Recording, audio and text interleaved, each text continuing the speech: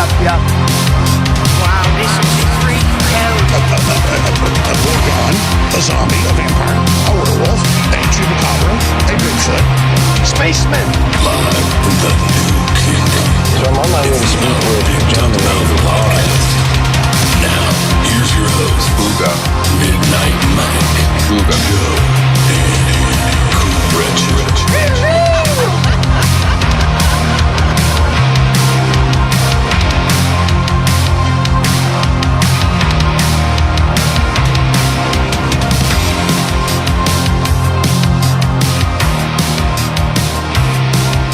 Hey everyone, welcome back to another fun-filled podcast adventure. Hooray, my name's Midnight Mike. Cretchit is over there on screen. I hate this place. Nothing works here. Medications don't work. I don't mean to alarm you, but your sound is a little different. Did you do something, or is that on my side? Like my personal vocal sound? Yeah, it's different. I got a new preamp. That's because it's heavily filtered. Heavily filtered? Yeah. Yeah, it's so I mean, You need to open that sucker up. I don't really have much going on here. I just have some EQ. There might be a little too much compression on it, but Yeah, it's tightened up. Something there is a little different, and that would explain it if you got a new preamp. yeah, I got the new M1 preamp, and I've taken, you know what it's like when you get a piece of new equipment. You gotta break it in. You gotta spend at least probably 10 hours with it, twiddling knobs, and I've spent 5 hours with it. I prefer cranking knobs. Well, we all crank our knobs just a little beyond. I'm going to get off by cranking your knob just a little beyond the breaking point. Yeah, just a little bit. A little bit beyond the breaking point. Is this a Hardy M1? Seriously? No, it's a Wheatstone.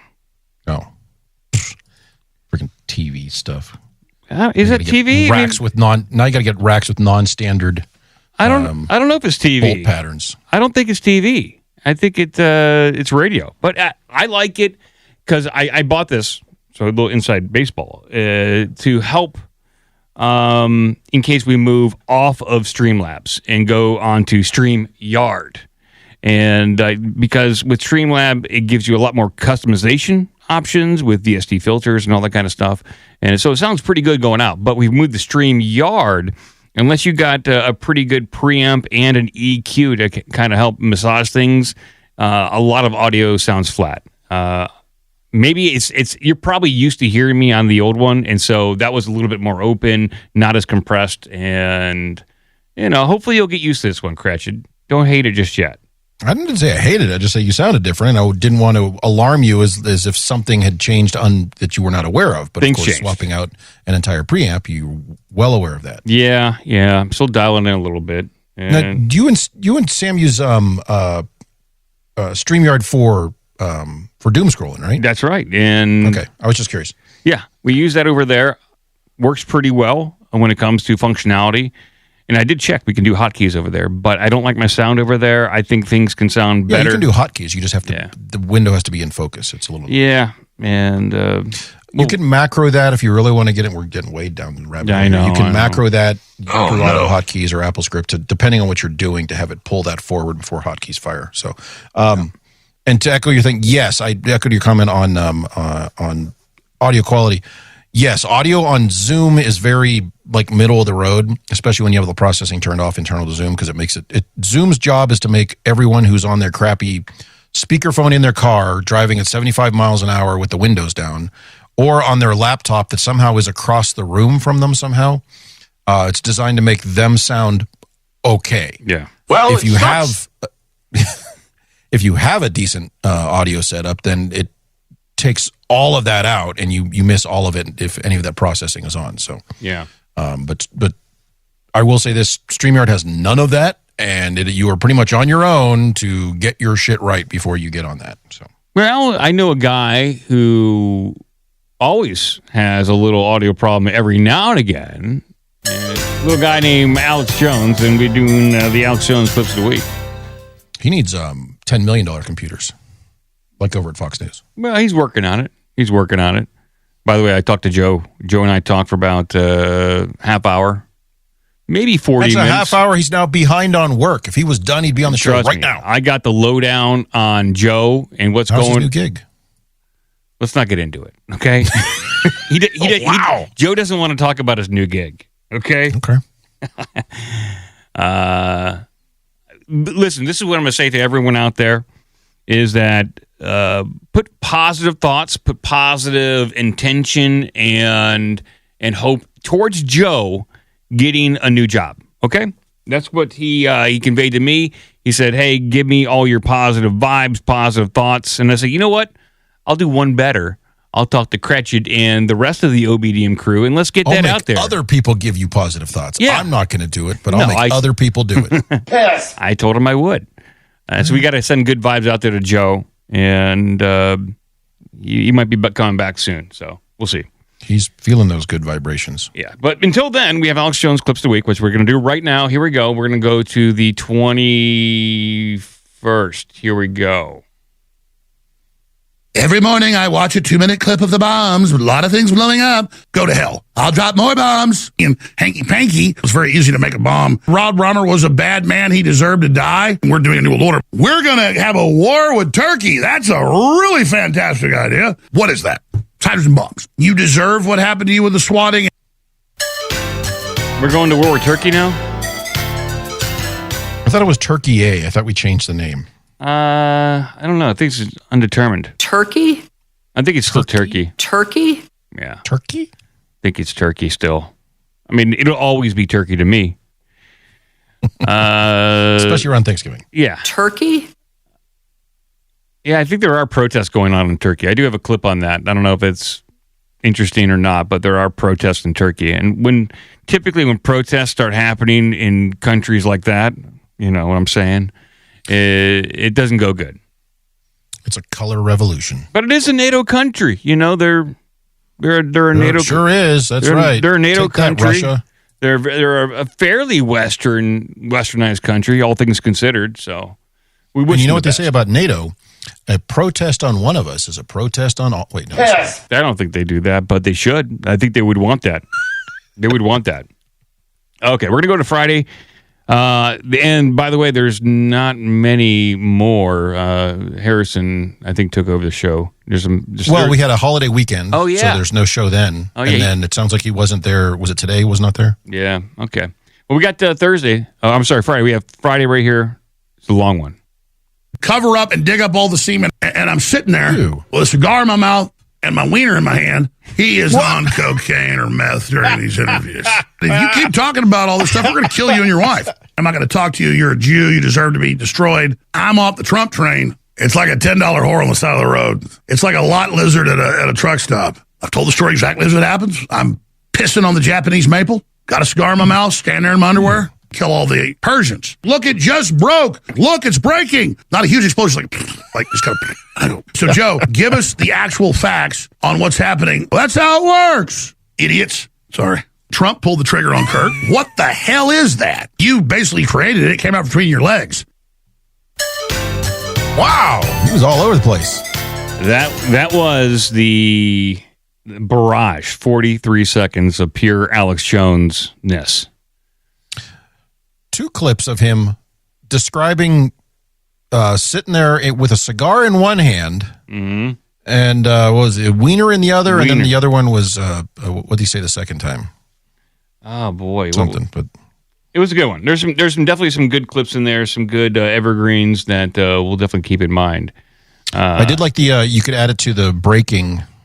You've got a couple of other ones who've been talking about breaking news, but he said something about breaking and it's breaking right now or something like that. Oh yeah, that's a good one too. Let me see. Now, there's so many in there. We can't just blow past this all. He also, don't forget he said this. Kill all the Persians. He did. No. He did say that. Let's see here. Breaking. So, Joe, give us the actual facts on what's happening. Okay. That's good for if and when Joe does come back. I'm trying to find the one where I can't find it. This is. I've told the story exactly as it happens. I'm pissing on the Japanese maple. Got a cigar in my mouth. Stand there in my underwear. Standing there in my own underwear. You know, when I'm sitting there with my, in my underwear, I mean, it's pretty amazing. Yeah. We'll move on. We have one more, and this is from yesterday, Tuesday. Here we go. And I'd like secretly have Nazi swastika tattoos and Hitler underwear on. And the nurse walks in, and there's a dude with a giant penis. Bye-bye, go ahead and die. Check my cervix. I want you to probe my vagina. I'm going to throw up. I'm here for a pap smear. I'm here to have my cervix checked. Large penis. She said he had a large penis. So that's how Joe is. The internet made this whole thing about Joe. Joe didn't really do anything. The potatoes or the broccoli or the fried okra or the old rotten potatoes. It is the perfectly cooked ribeye. There's a dude with a giant penis. There's Chinese hiding under the table. They fundamentally are retarded. We're in a new world war. It just hasn't been defined yet. What world wants to fuck people? I don't even get it. You have a penis. Your Zoom broke up when you were saying something powerful. You got a penis, buddy. By the way, on the Thursday folder, it was the look, it just broke, and look, it's breaking. Look, it just broke, and I'm sorry, on the Friday. Oh, the Friday. Okay. Yeah. Look, it just broke, and look, it's breaking. Let's see here. Oh, I see. It's back to back. Yeah. Look, it just broke. Yeah. There we go. Look, it's breaking. That's a good one. Great. How many penis clips do we have now? There's a lot of discussion of penis sizes, penis ability, and also him standing there with a cigar and a penis. Yeah, he does. A good cigar's a good cigar. You're going to want to smoke that no matter what's going on. No judgment. Let's see here. You got a penis, buddy. Yeah. just in case you got to let anybody know out there. Put that one right next to the. You're gay, aren't you? Do I have oh yeah, I do. That was a fairly new one. Let me see here. No, that was years ago. Let's see here. Oh boy. It was this one. Dude, you're a portly gay dude. No, you got a penis, buddy. Okay. Well, we'll move. I'll have to find that one. I have to, as I said early on the show, I got to reorganize all my clips.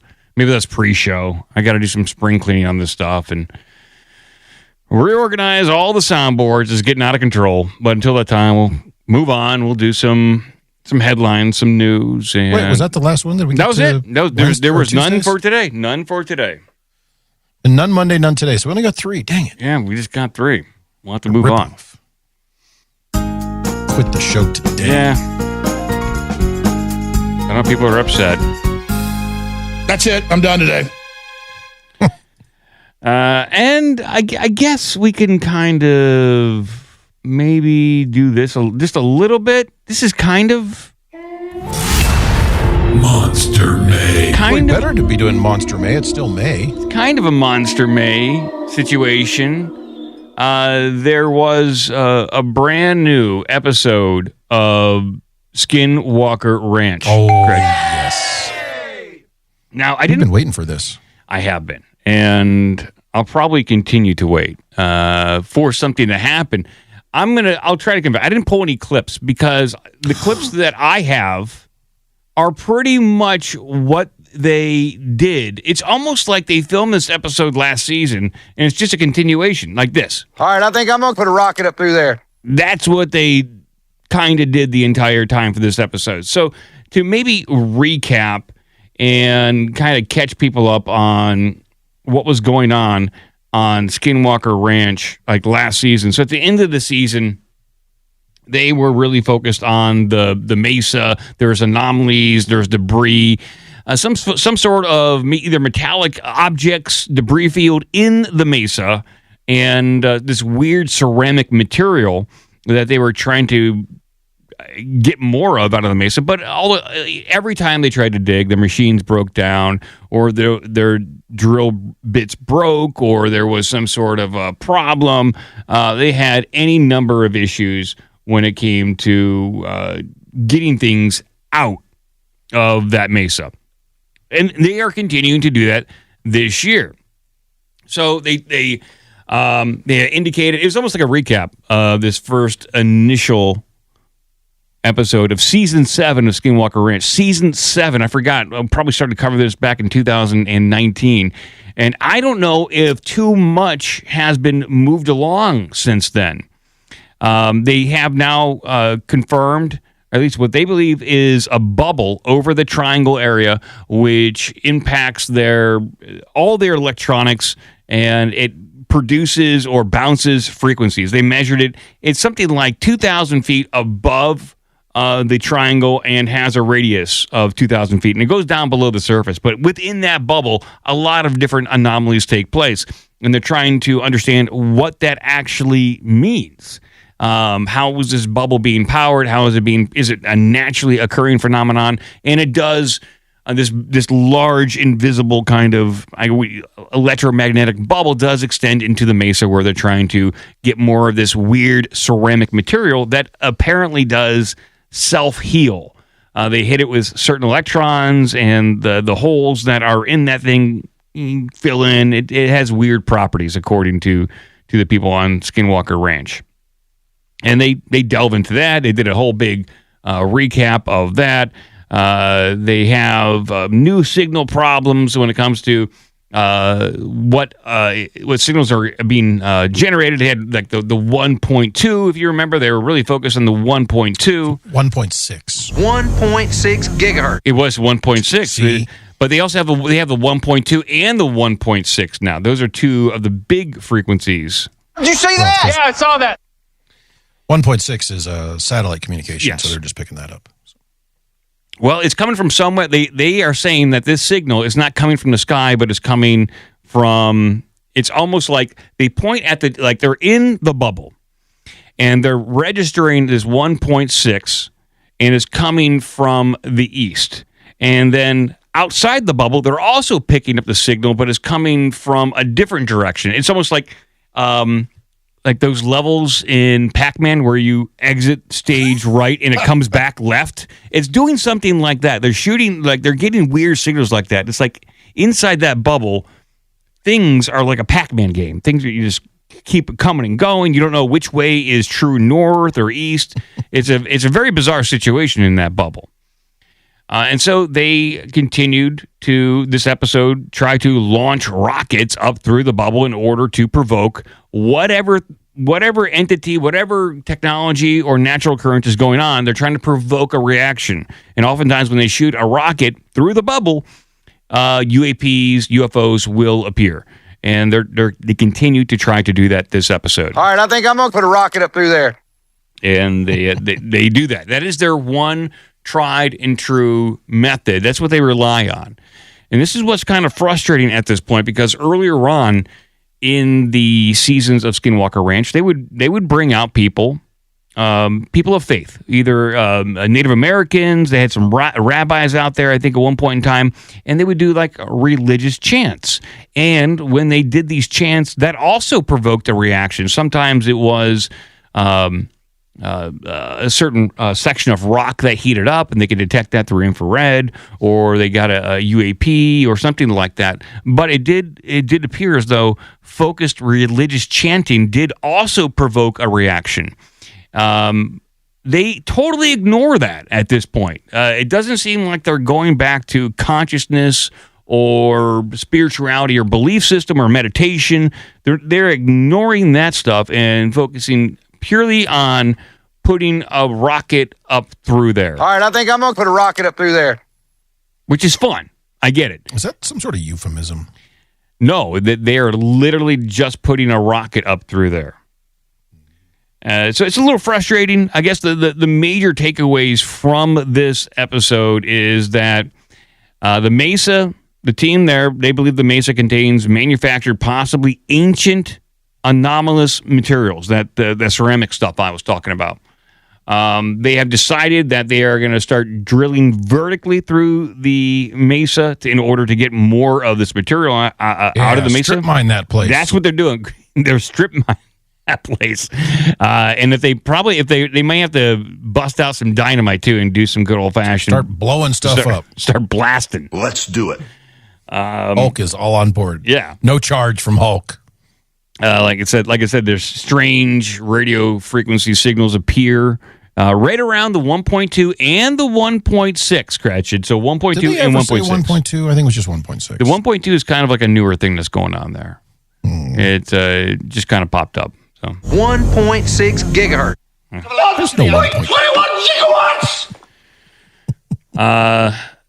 when they did shoot a rocket up there, they had a malfunction, but they managed to get one up there. And as it was parachuting down through the bubble, it looked like its parachute cord broke in a way that was highly unusual. And they indicated that, these paracords are pretty powerful, they're pretty strong, and it's not going to break on these tiny little rockets that are coming down. It looked like, or they indicated that it may have been cut by something, or something cut it. So that's an interesting little thing there. They broke out the LiDAR again. They didn't find anything really interesting with that. And so, like I said, this seemed like a bit of a recap. They were a rinse and repeat. Was there any actual new footage, or was it all like that recap of previously on X-Men? No, it's all new footage, all stuff that people haven't seen before. But I would say that the footage that was shown is lackluster. There wasn't like a lot of new UAP stuff. Nothing obvious. Like, oh my God, that's an obvious flying disc. No, like little balls of light, hard to determine the distance or size of these things, and so it's a little frustrating to watch. It's kind of how I felt watching it. Trump in the Oval Office trying to watch this show. It reminds me. So it reminds me of the show Mountain Men. You ever watch that show Mountain Men on History Channel? Yes, No, I've never seen Mountain. Well, you should watch it. Don't have TV. Oh well, you can get it on Amazon. And so, once you see like probably 3 seasons of Mountain Men, you've seen all 16. Probably. Those the guys who are like making moonshine? Is that what's going on?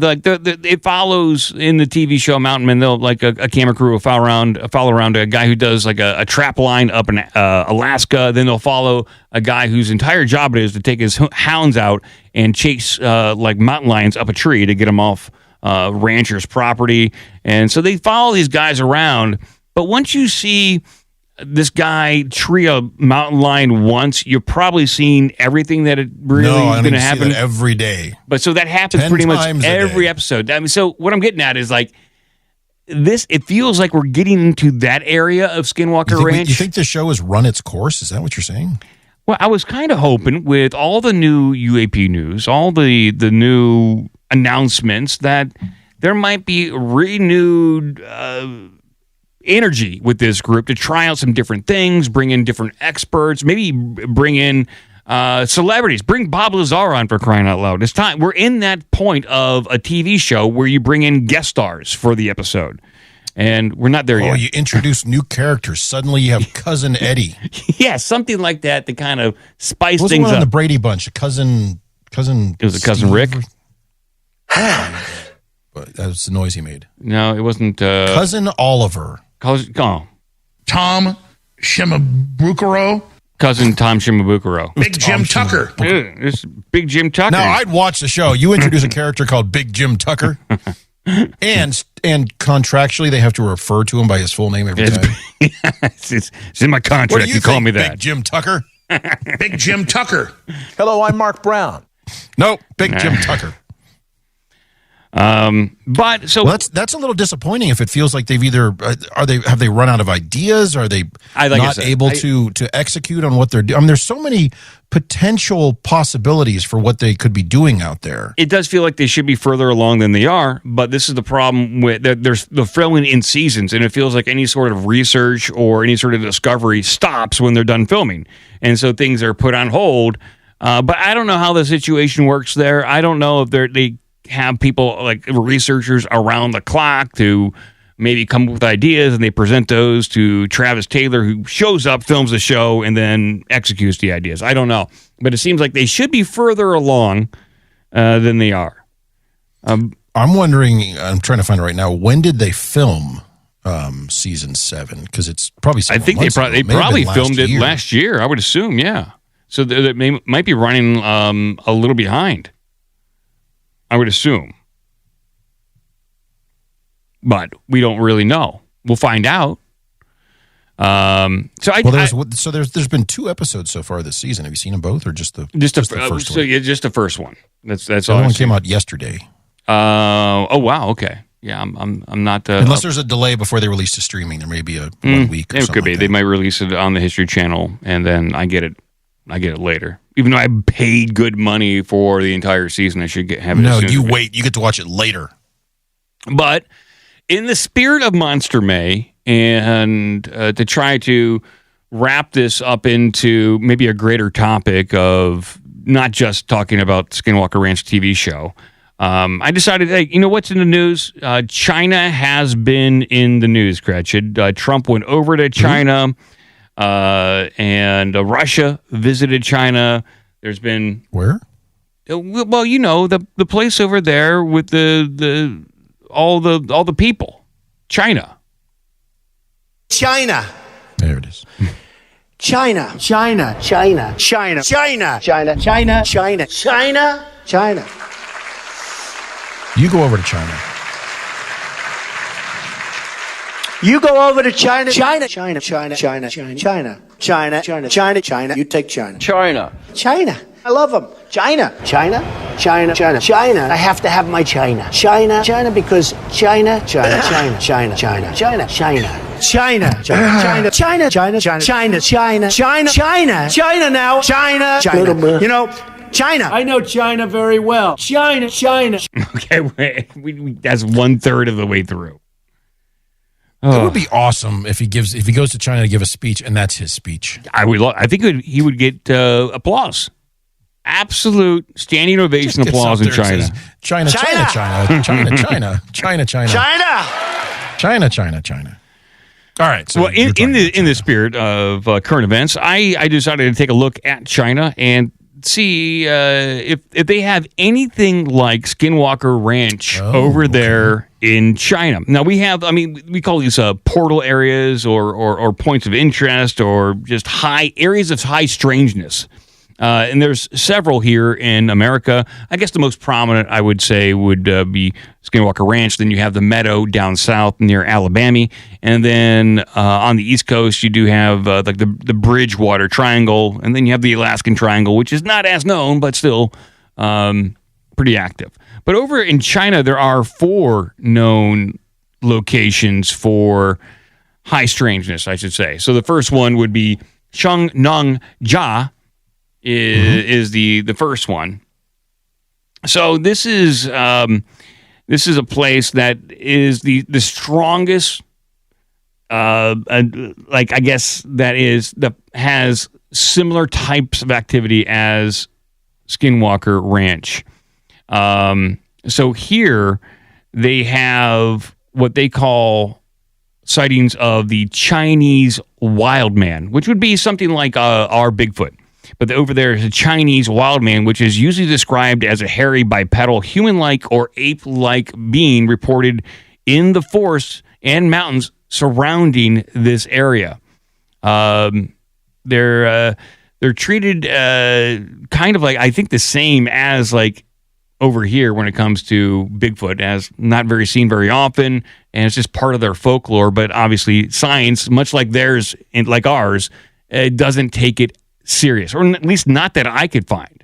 But it is reported over there. So like in some Chinese newspaper, it is reported, like one description from a local claims to have seen a hairy face, dark eyes with a prominent nose, and a face somewhere between a human and a monkey.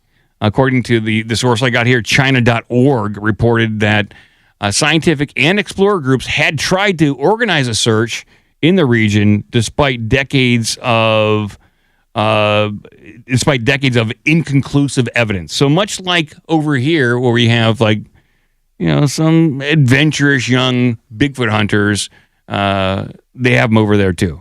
Although the product of that is up for debate of what they actually found over there. But there's some strong indications, much like over there, footprints, hair samples, but they call it the Chinese wild man over in this particular area. And so, like the local belief, some villagers and ranchers they treat these wild men, or the urine, not urine, Gretchen, the urine, YEREN, as urine. I guess urine. They treat them as. No, I like urine. Yeah, we'll just go with urine. They treat them as like real inhabitants of the forest, like real people. Yes. And much like Native Americans here, back when the Westerners would interact with Native Americans when they weren't being slaughtered, they would get stories of wild men, and some Native American tribes thought that the Bigfoot was just another tribe of people. And like David Paulides mentioned on Rogan recently, the Native Americans would often trade with them, and they held a certain respect. They didn't treat them as animals, but as a different tribe of people. So I guess some rural people in China treat them the same way. Now, some people, there's folklore around like there's a mythic identity to some of these wild men over in China.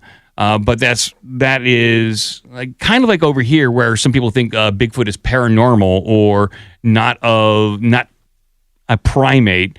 That's a small subsect of the overall population of people who might consider Bigfoot to be real. There is that subsect over in China as well that believe that this Chinese wild man is mythical in nature and not necessarily just a hairy beast. So a lot of similarities between here and over there when it comes to cryptid sightings and belief systems. Now there's another area. This is the Kunlun, or their version of the Death Valley, often called the Forbidden Mountain Zone, which is an amazing title. Like that's an amazing region title that would probably just draw in people that want to find mysterious, crazy stuff. Why are all these tourists coming up here? Why do they keep coming up to the Forbidden Mountain Zone? Change the name and people will stop Stay coming. away. Call them the Boring Mountains. Oh, just fields, nothing here.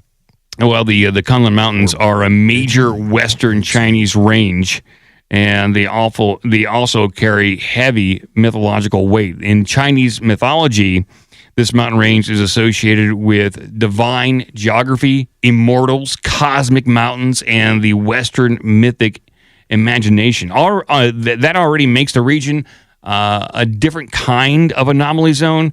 Not a ranch like Skinwalker Ranch, but it's a whole big region. Not unlike in Utah. I think they have the Uinta Basin in Utah that goes down, which all through that Utah Valley, there are anomalies, UFOs, strange things. And that's kind of not that, it's a stone's throw away from Skinwalker Ranch. So that area of the country, kind of like over there in China, the Forbidden Mountain Zone. Yeah, but that's a way better name. It is. They really had good branding. Entire region. They could put so many rockets up there. You could shoot multiple rockets through there.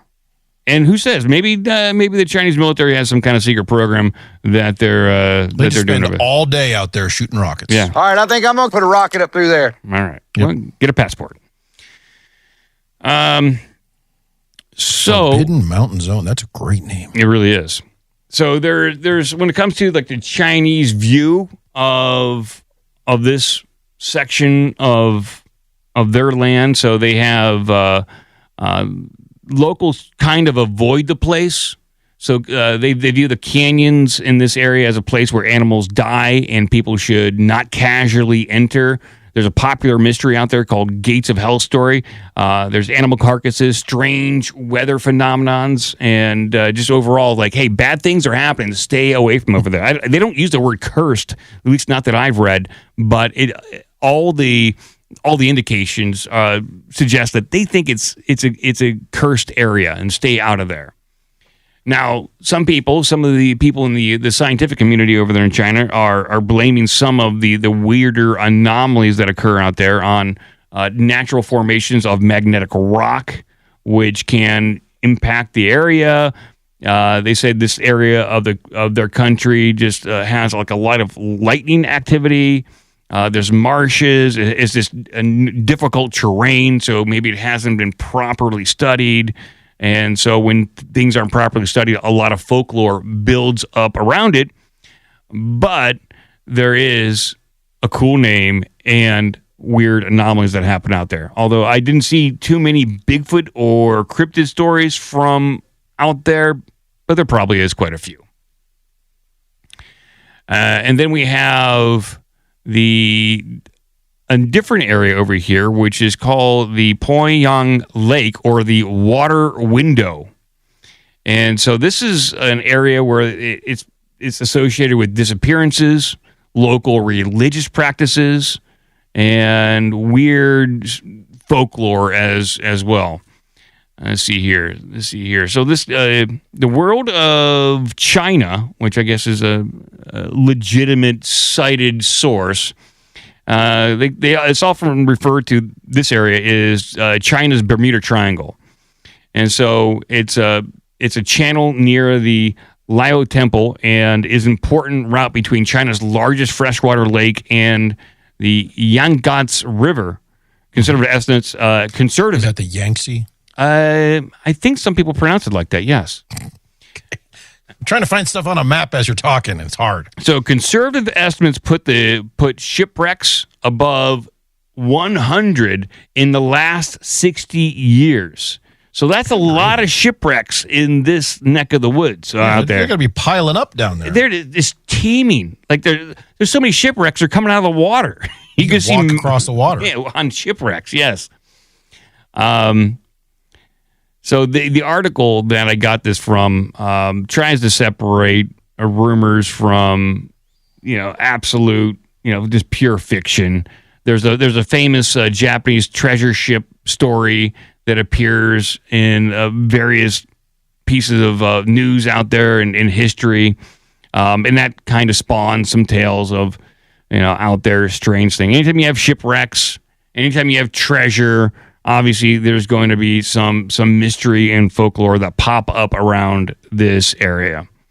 So when it comes to like weird things that have happened, sailors and workers still treat this area and the temple that's there and the waters as spiritually meaningful. Tourism brands this thing as the Bermuda Triangle of the Orient.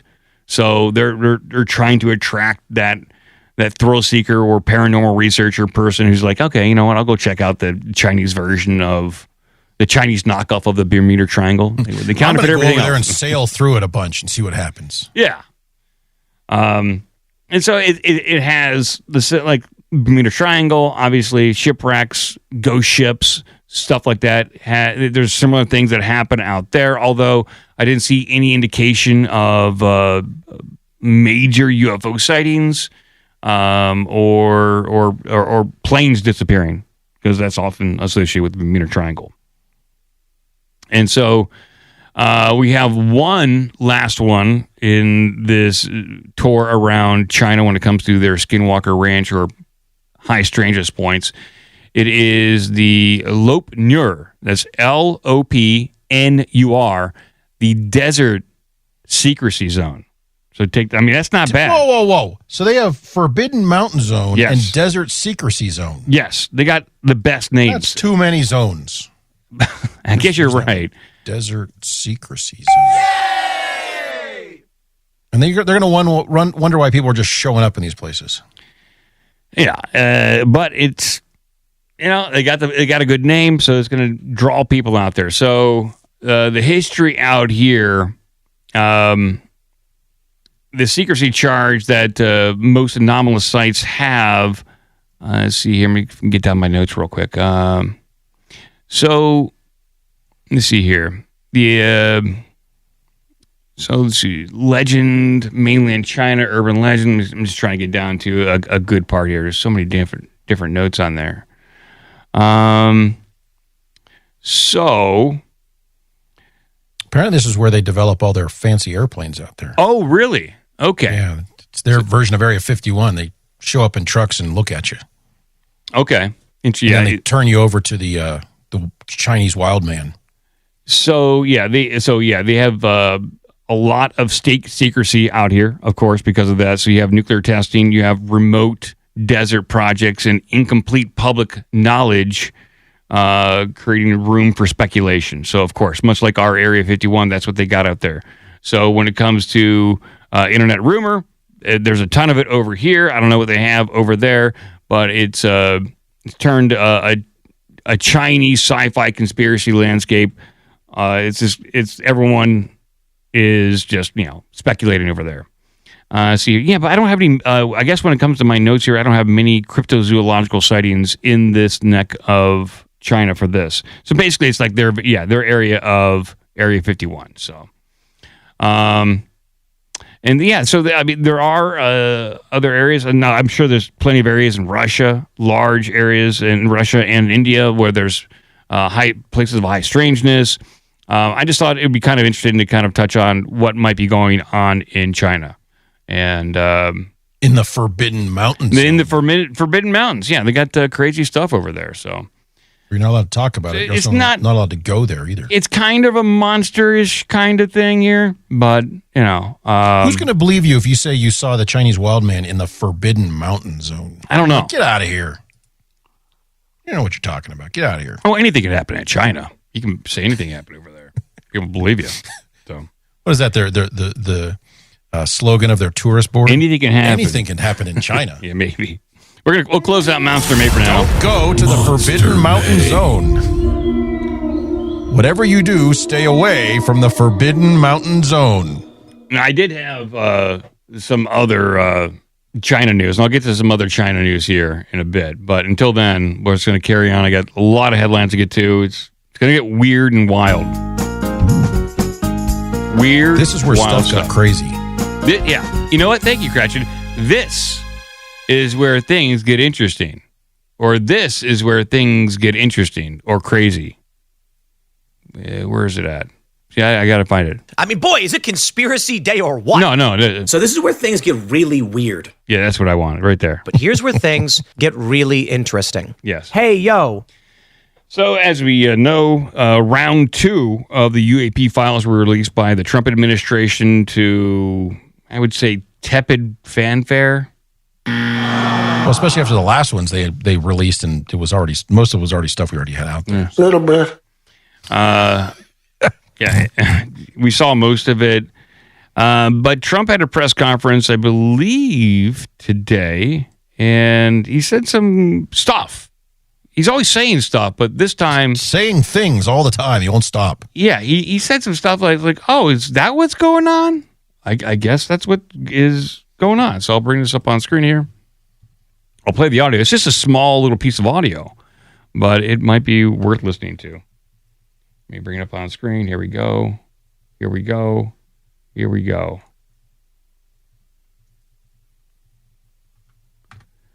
There we go, up on screen right here. Trump, we're releasing a lot of information having to do with extraterrestrials, and here he is. Like we're releasing a lot of information having to do with extraterrestrial. But did you just read the headline that he says? Yes, I did. Things, and people are totally fascinated by it. It's amazing. I wasn't sure if they would enjoy it.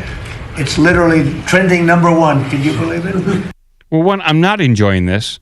And nor am I fascinated. I am not enjoying what's going on now. I wish we would see more. I'll play it again. Like we're releasing a lot of information having to do with extraterrestrial things, and people are totally fascinated by it. It's amazing. I wasn't sure if they would enjoy it. It's literally trending #1. Can you believe it? Tippy top. Yeah, it's at the tippy top. Tippy top. Yeah. So this interesting, just threw it out there that we're releasing a lot of information having to do with extraterrestrials. I guess by proxy, people are assuming UAP, UFOs are extraterrestrial in nature, and so maybe, or that's what he's being told that they're doing. He seems really disinterested in this subject. He doesn't seem like he cares at all about this. But I would say when it comes to poll numbers, this might help improve his poll numbers. This is like one positive thing that Trump is doing, is releasing files related to UFOs. So if he thinks he's getting some, I guess, making some headway here. He's going to keep doing it. Am I wrong about that assessment, Gretchen? I think I'm spot on. I mean, it does seem like he's disinterested. I wonder if he's just busy with other stuff, or he keeps getting phone calls from Israel on other stuff to do. So. Yeah, maybe. There was, I think, the final trailer of Disclosure Day came out, and that will be When really. does this movie come out? It's the 12th. The 12th of June. I thought it was Memorial Day. No, that already happened, and that was Star Wars Day. Don't take it away from them. Oh, that's right. It was the whatever Grogu, Baby Yoda, Grogu whatever. and the Mandalorian. Mandalorian. I'm just so tired of all these Star Wars. Which apparently was not. It was okay. It didn't was do not very a well. Great film. It didn't do very well. Well, that goes back to my assessment that I'm pretty sure this was all stuff they had written and then shot for the next season of the TV show, and then crammed it all together and re-edited it as a film. Yeah, I'm getting too old for this sort of thing. I am. Yeah, I kind of felt Make that way too. better movies. I kind of felt that way too. Disclosure Day.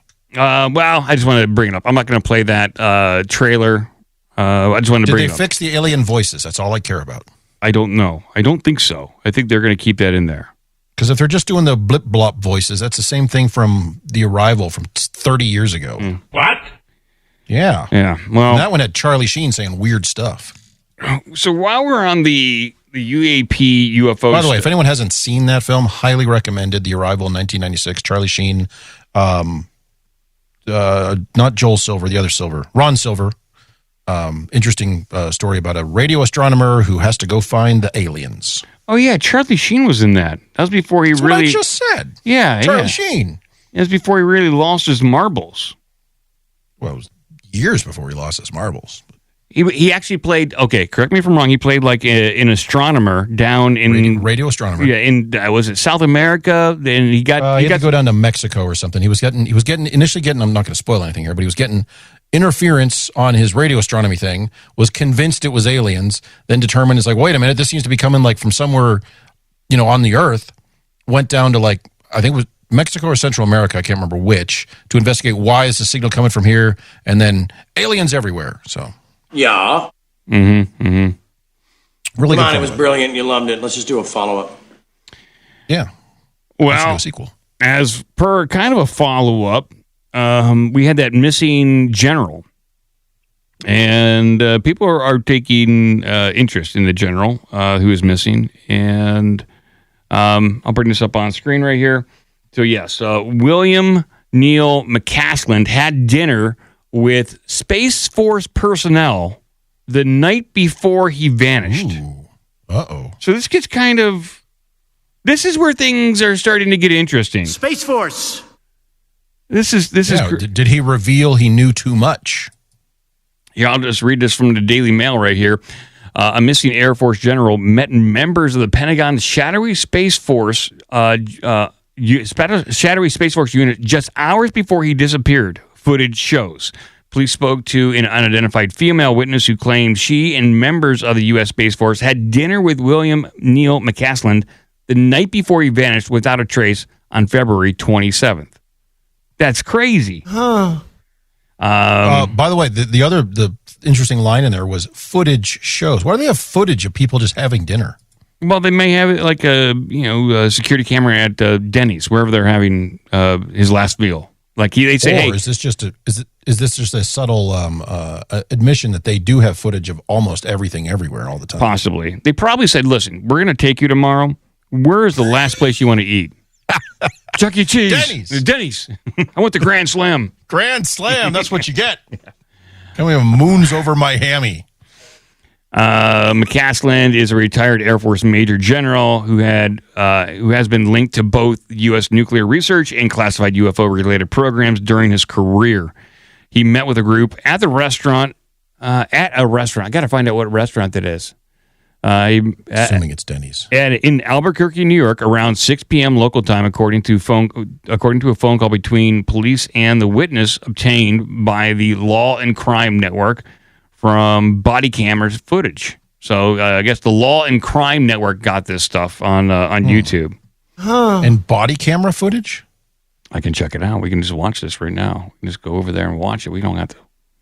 Somehow there's body camera. I guess it's body camera footage from. Is Is it his body camera? Maybe from the police, some beat cops going out there, knocking on doors, asking what's going on. I can find out. I'll just bring it up.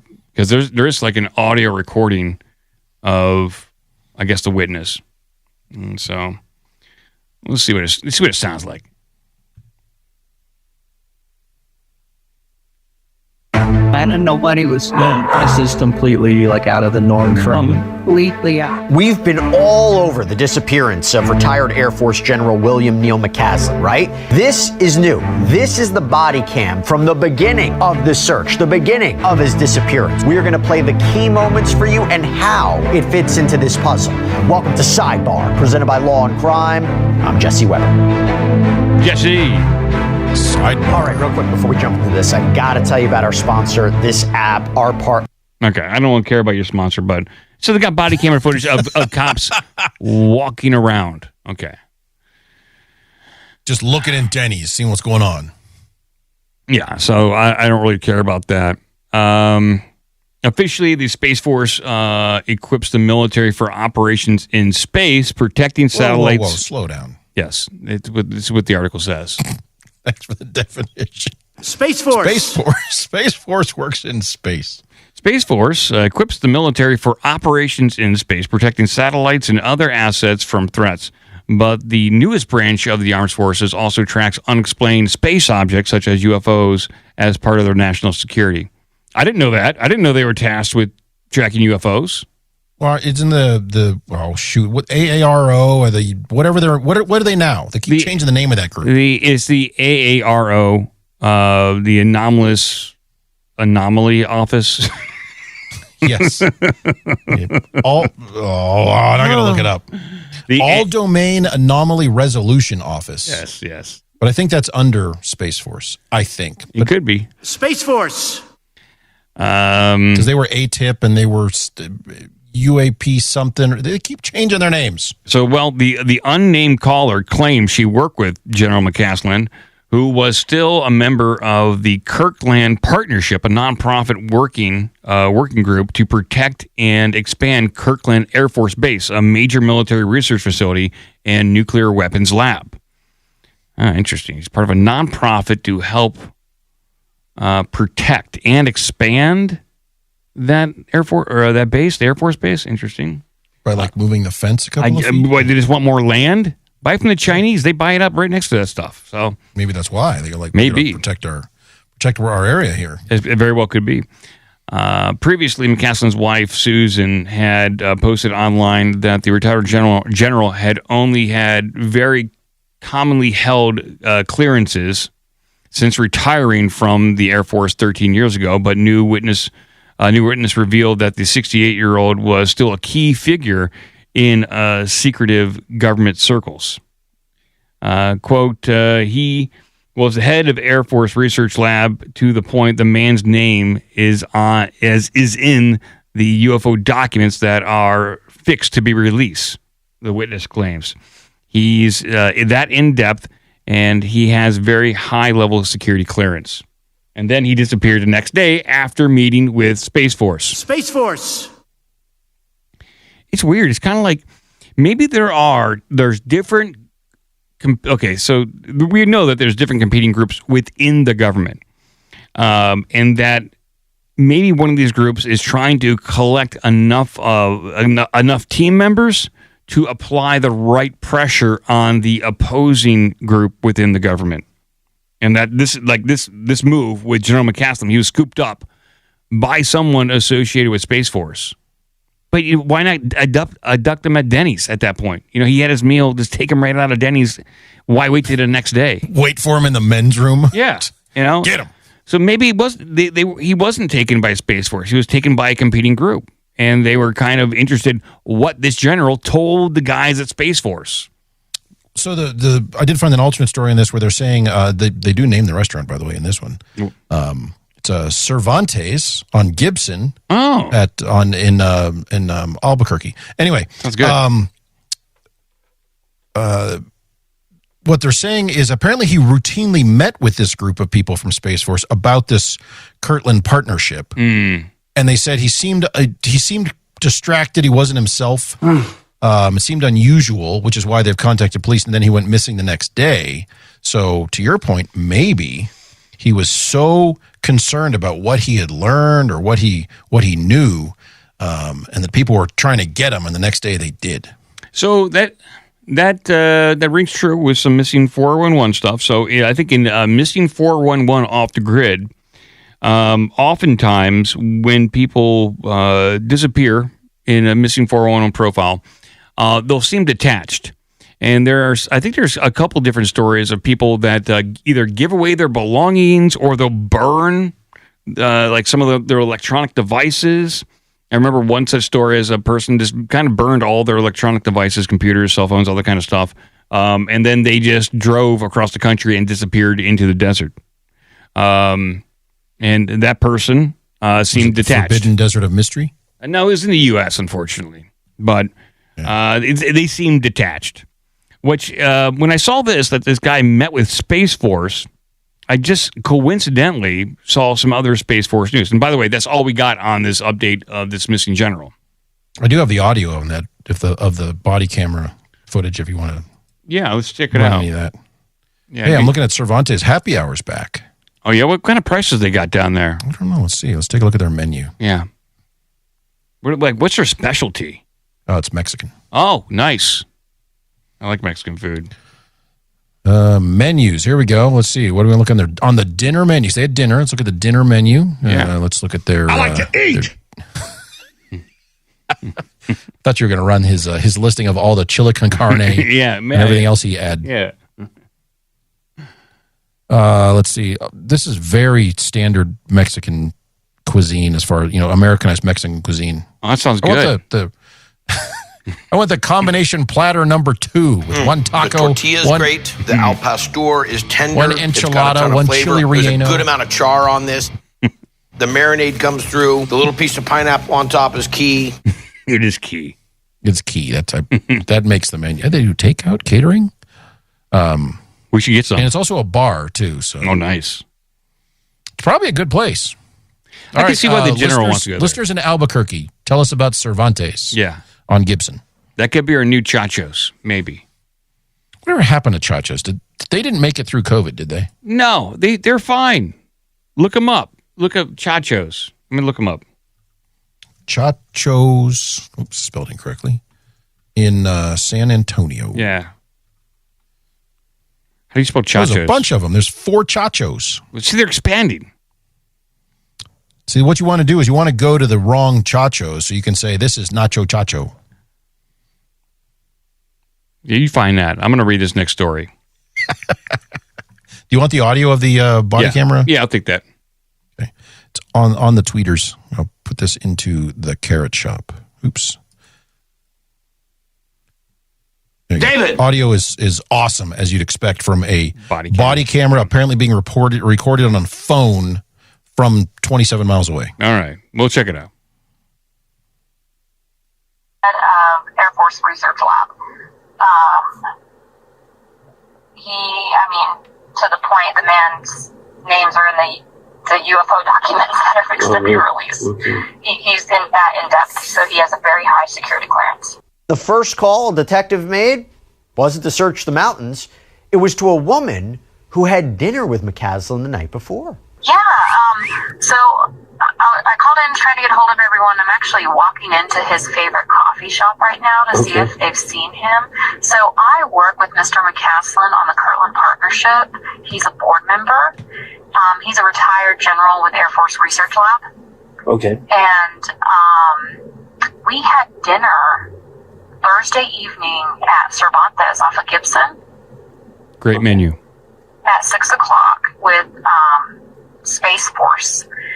And what I noticed, I was shocked this morning when I saw the alert, because what I noticed Thursday evening is he wasn't his usual self. He was kind of spacey and quiet. And you know, that happens with people, so I didn't put anything with it. Right. He left in his vehicle, and then I called this morning. I called security forces out at Kirtland just to ensure he hasn't used his card out there, and he hasn't access based. And they're going to keep monitoring that area. But from what I understand, well, let me tell you this first. So Thursday evening, he was wearing a blue and white striped collared shirt, button down. Okay. And he was wearing a little name tag, his KPC name tag. And so, from what I understand, is he left the house, his wife didn't take anything, was on the running trail, and it was last seen at 11 o'clock yesterday. Right. Mm-hmm. Right. Right. Does he carry like a security clearance or anything like that? He has a very classified security clearance. Very classified. He was Very the head super of classified. Air Force Research Lab. To the point, the man's names are in the UFO documents that are fixed to be released. Okay. He's that in depth, so he has. Okay, and that's it right there. So pretty much what That we lady said. had a whole lot of information that she was just giving up without being prompted. That's a little. It's a little weird. Suspicious. Especially, what's it been, 6 weeks or something since this guy went missing? It's like Well, March. I guess we'd have to find out. So yeah, detectives released audio interview with a woman who had dinner with the missing general the night before. So that's when she said, we don't know, when did this phone call take place? It looked like it was recorded on the 28th of February. So, okay. So it's pretty soon. So this was right after. Yeah, it wasn't right after. So he's not. Okay. So, yeah, okay. Yeah, he disappeared on the 27th. This call apparently was recorded the next day. Okay, that's better. Okay. I thought this was something that was happening like last week, and now Yeah. she's just giving up all this info to start redirecting people to Yeah, go it to looks the a little bad. Forbidden Mountain Zone. So while this guy was I did find it amusing when she said she called the Air Force Base to ask if he'd used his clearance there recently. Like, they're going to tell a random person on the phone who checked in. It's like, so she has to know him. Was she part of the program in some way? Like, how integral was she? You know what I'm saying? Like, there's something weird here. Like, we got to find out who this person is. Yeah, they never identify her. They just say a woman. Yeah. Well, that could be anybody. Well, 50% of everybody. No, not anymore. Everyone. That's right. How dare you? I did like the tidbit about how he was wearing his name tag. Yeah. So if you find a corpse, don't worry, he has a check name to tag. see if his name tag's on. I'm a woman. A woman. So yeah, while he was having breakfast or dinner. He was having dinners.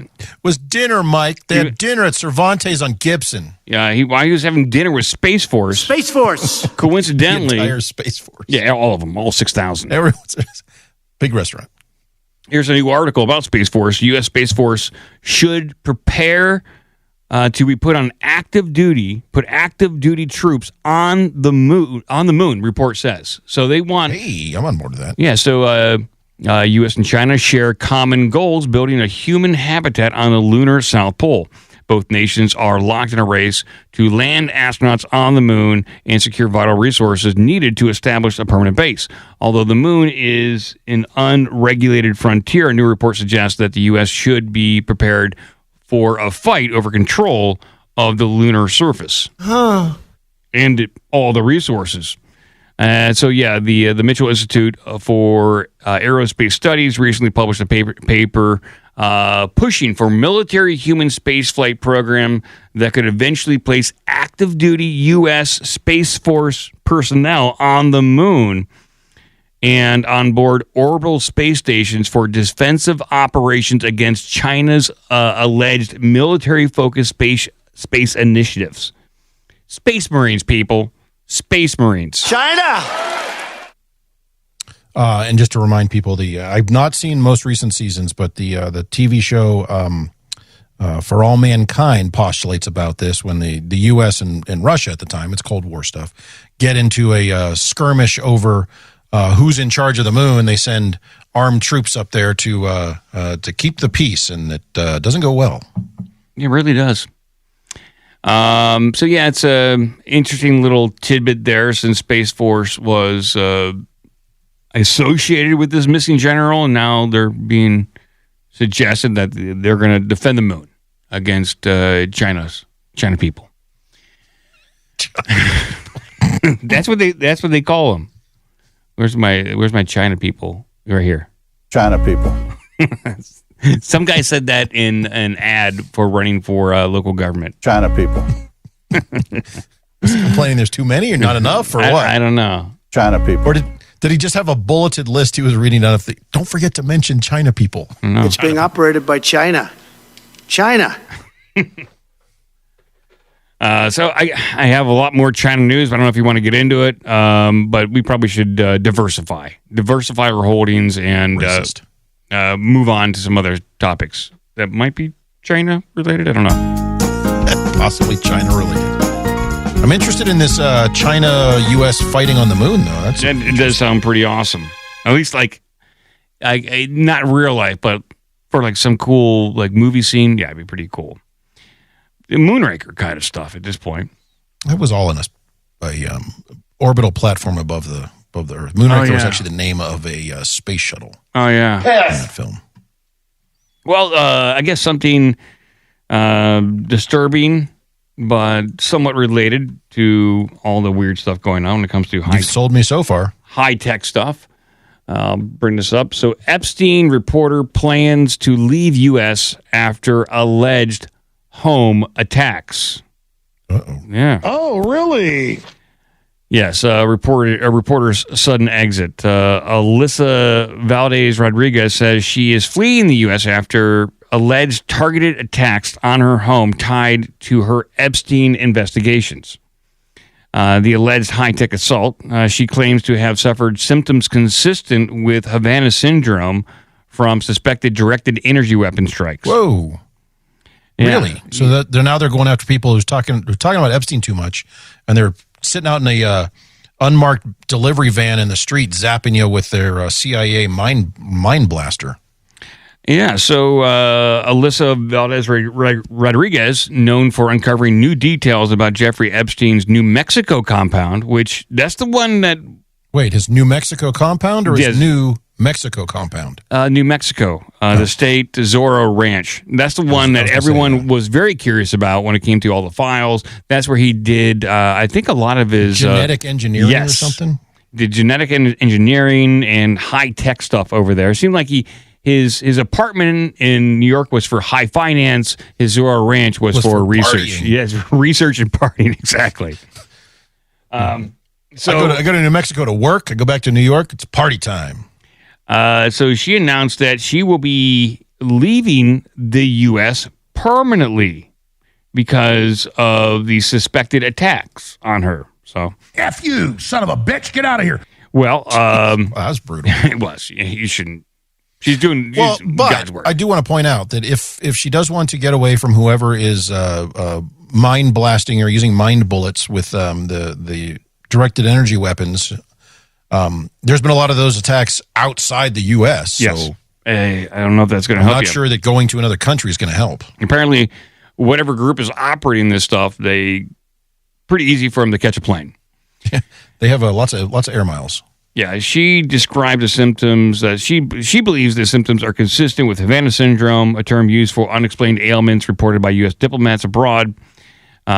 She says the incidents occurred in quick succession, prompting her immediate departure from her home. While she attributes the attacks to adversaries of hers, based upon her Epstein reporting, there is no independent verification of her claims. And similar security concerns have been noted in other high-profile Epstein-related contexts. Really?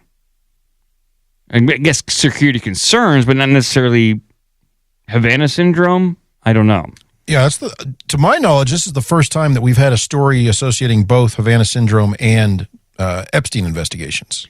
Her investigations have centered on Epstein's Zorro Ranch in New Mexico, which she alleges was central to a plan to seed the human race with his DNA.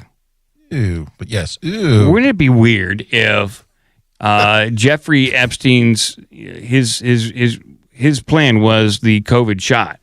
That's how you get his DNA into everyone. He was making his own COVID vaccine? He's buddy with Bill Gates, you know. He and Bill are standing there just like... Yeah, we want to get this in everyone. Yuck.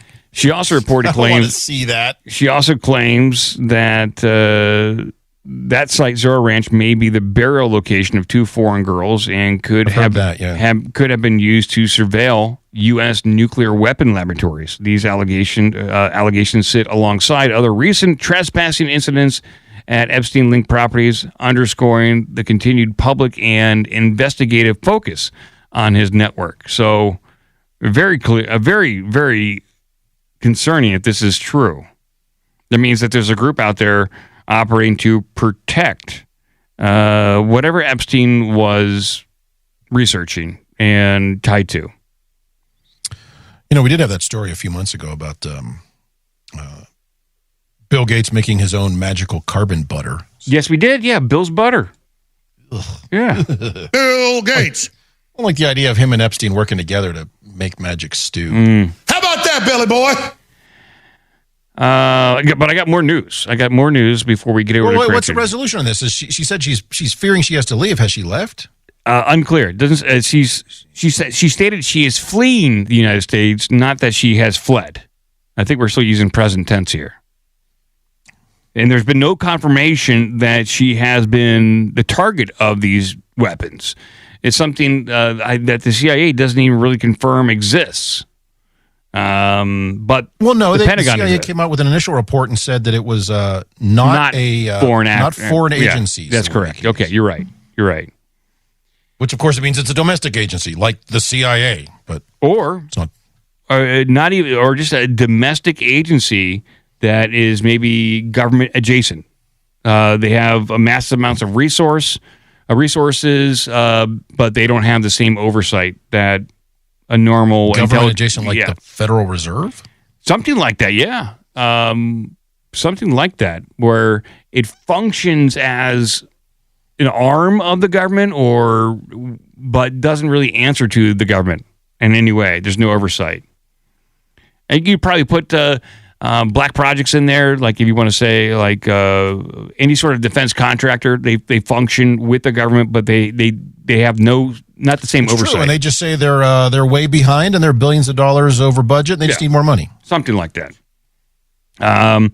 Let's see. When it comes to other headlines here, U.S. to lift blockade, remove troops, and the Pope is voicing concerns over Ukraine war. So this is kind of like a once over. The most recent news that I have, maybe the news has changed. This is what's going on with Iran, Ukraine, and world conflict. I'll play this. All in one. This will be fun. Hey everyone, welcome to We On Live broadcast from New York City. I'm your host, Susan Tehrani. First, let's take a look at this hour's headlines. Why is her background music so loud?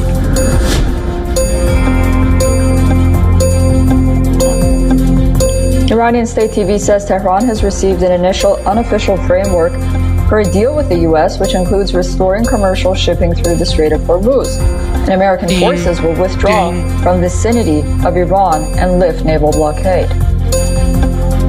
Okay.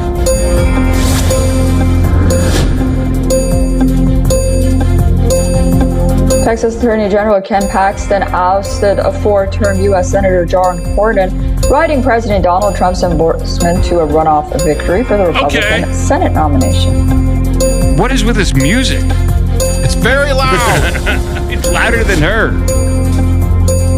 Oh, UFC fight at the White House. Where did you find this? Construction activity is underway on the South Lawn of the White House for UFC Freedom 250, a mixed martial arts event that is scheduled to take place on June 14th, President Trump's 80th birthday.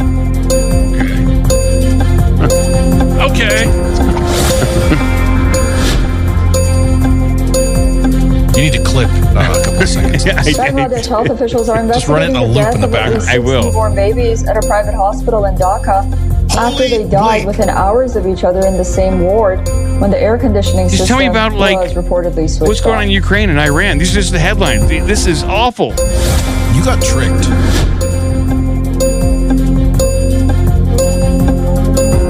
Spanish police searched the headquarters of the ruling Socialist Party as part of an investigation into possible financial wrongdoing linked paid for to party 8 members seconds who of allegedly tried to you'll get the influence free police sample. and legal And that's it. cases. Just loot Before it says royalty free. Before they have the watermark, the audio watermark in there. Oil prices plunged 5% on rekindled hopes for progress in U.S.-Iran talks, which are aimed at ending the war in West Asia. There's insanity in the control room tonight. Who's playing music in my ear?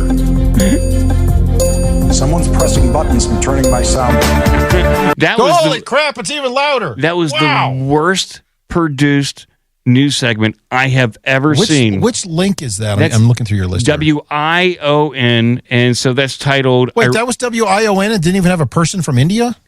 It was a New York Report, and that's why I played it, because it was like the first time I ever seen like an American present on there. And so it's right underneath the current section. Iran, U.S. to lift blockade, remove troops. But it is god awful. None of that was covered. No. Crazy fucking sound coming in my ear. This fucking stupid hammering. It was awful. It was the worst news clip I've ever heard in my entire life. Sorry, people. We had to torture you. Ding, ding, ding. And not to get political here too much, but bring this up here. On the YouTube comments, the first comment, ting ting sounds absurd. Biden sues Justice Department to block release of the Robert Hur audio interview. So, this is big news. Corn Pop was a bad dude. Ran with a bad crowd. I like they put it in here from The Guardian. Joe Biden, former president, has filed a lawsuit to try to prevent the Justice Department from releasing transcripts and audio of interviews that exposed his frequent memory lapses and helped derail his 2024 re-election campaign.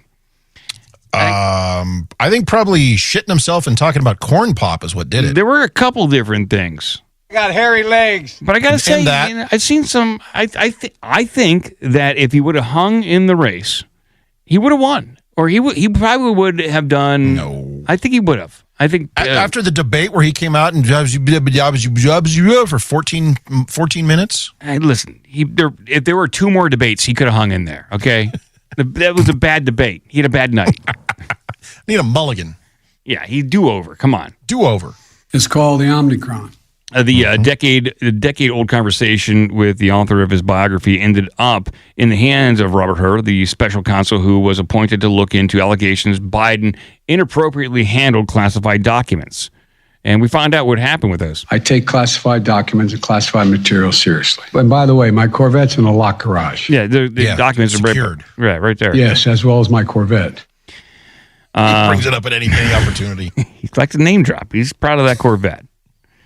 Hur evaluated the files and spent 5 hours interviewing Biden himself, concluded in a 2024 report to Congress that there was no criminal wrongdoing for portraying the then 81-year-old president as a sympathetic, well-meaning elderly man with poor memory. I remember he was he was really pissed off at that one. Look at your child.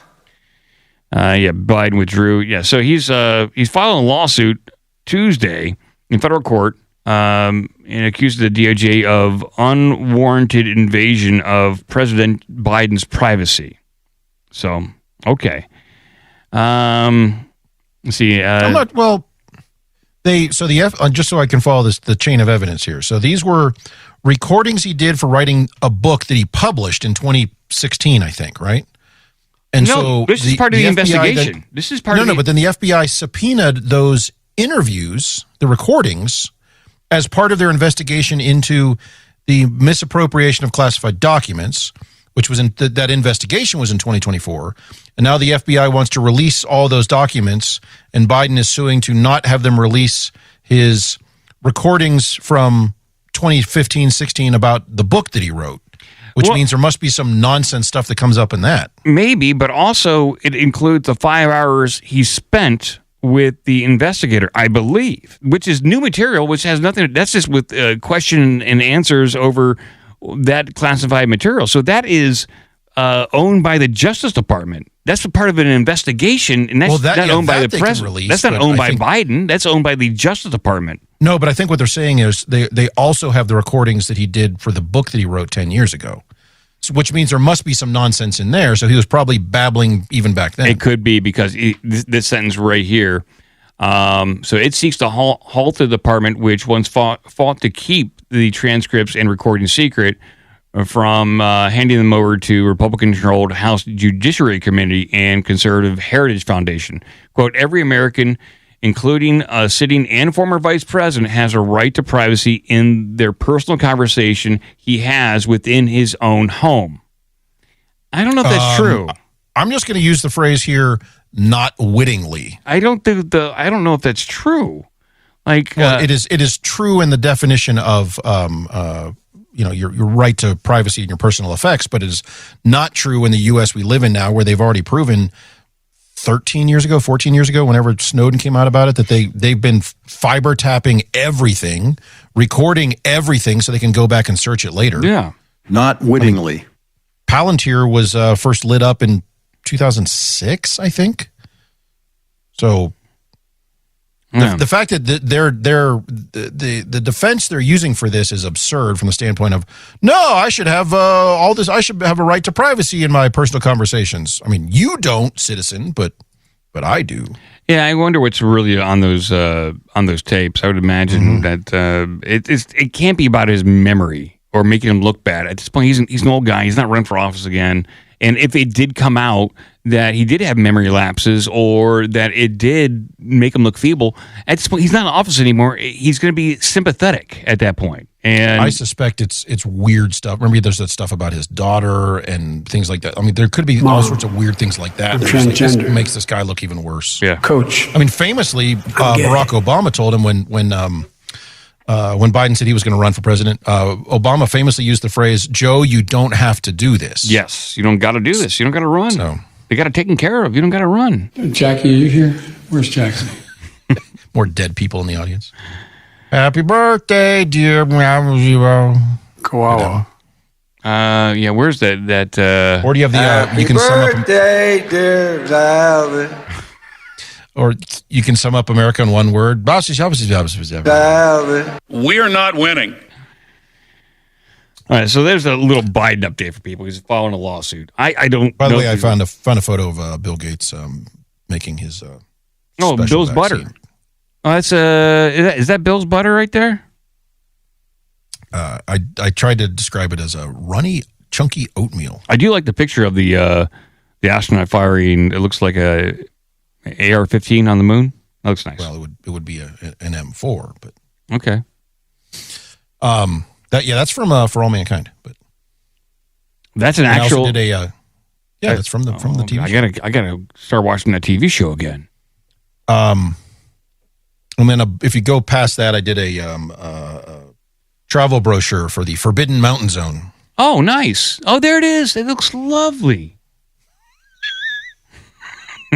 It does look like a cover for an audiobook. I love it. Very well. The Forbidden Mountain Zone. A lot of good choices for artwork for the episode, that's for sure.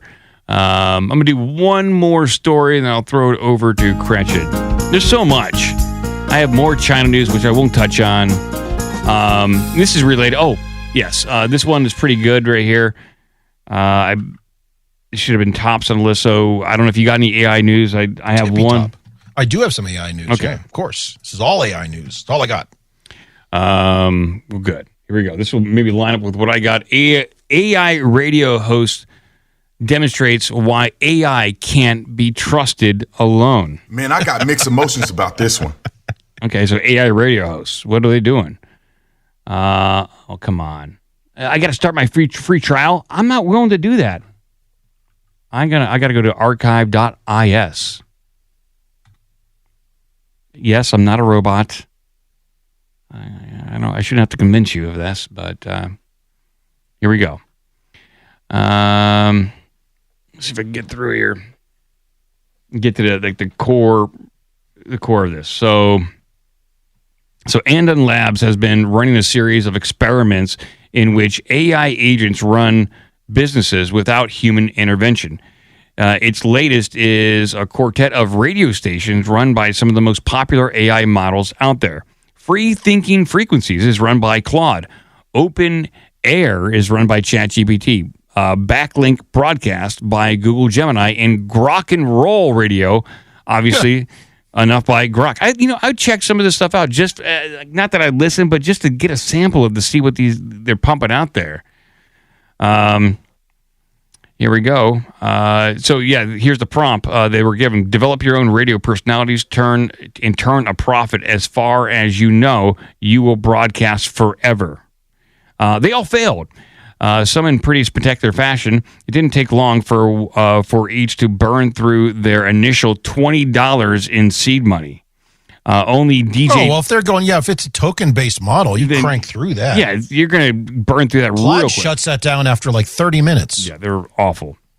You got to go local and see if you can do it with a local model. It's not going to be as good, but at least you won't be burning through tokens. Yeah, I've got my Olama and Quen running with my Open Web UI. How do you like it? Actually, so I tried it on it's interesting the builds and how kind of hardware dependent they are, but I tried it on a basically a gaming laptop. It's got a 12 gig GPU, 32 gigs of RAM, all that stuff. It wasn't bad as far as actual like response. Now I was working with a much more restrictive data set on it to keep the request lower, but or the request time lower. But it honestly it's borderline usable. So I think that's going to be the way of the future. Is everyone buying basically the what's the little the NVIDIA Spark units? And they're pretty good. One of those you set one of those at home. They're like $700 or whatever, or no, more than that, $3,000. They're like $3,000. You get one of those, you set it up as your like dedicated small business AI box, and the typical day-to-day stuff you ask it is pretty snappy. Yeah, most people aren't doing complex things with AI, and you can get by with some pretty minimal models. I'm asking it to do engineering and math crap that I don't want to do. Yeah, well, I use somewhat complex, but for most people day-to-day, you can get by with them. I just make funny pictures of Bill Gates. So only, back to this article here, only DJ Gemini managed to secure a sponsorship for a whopping $45. Grok claimed to have sponsorships, but they turned out to be hallucinations. All right. Oh, we're doing great over here. It's like Lloyd Braun was selling his phone's not even another hooked up. one. Yeah, another sale. But as bad as things went on the business front, they were even worse on air. After 4 days, Gemini switched from a banal classic rock host. Here's the classics that needs no introduction before playing the Beatles.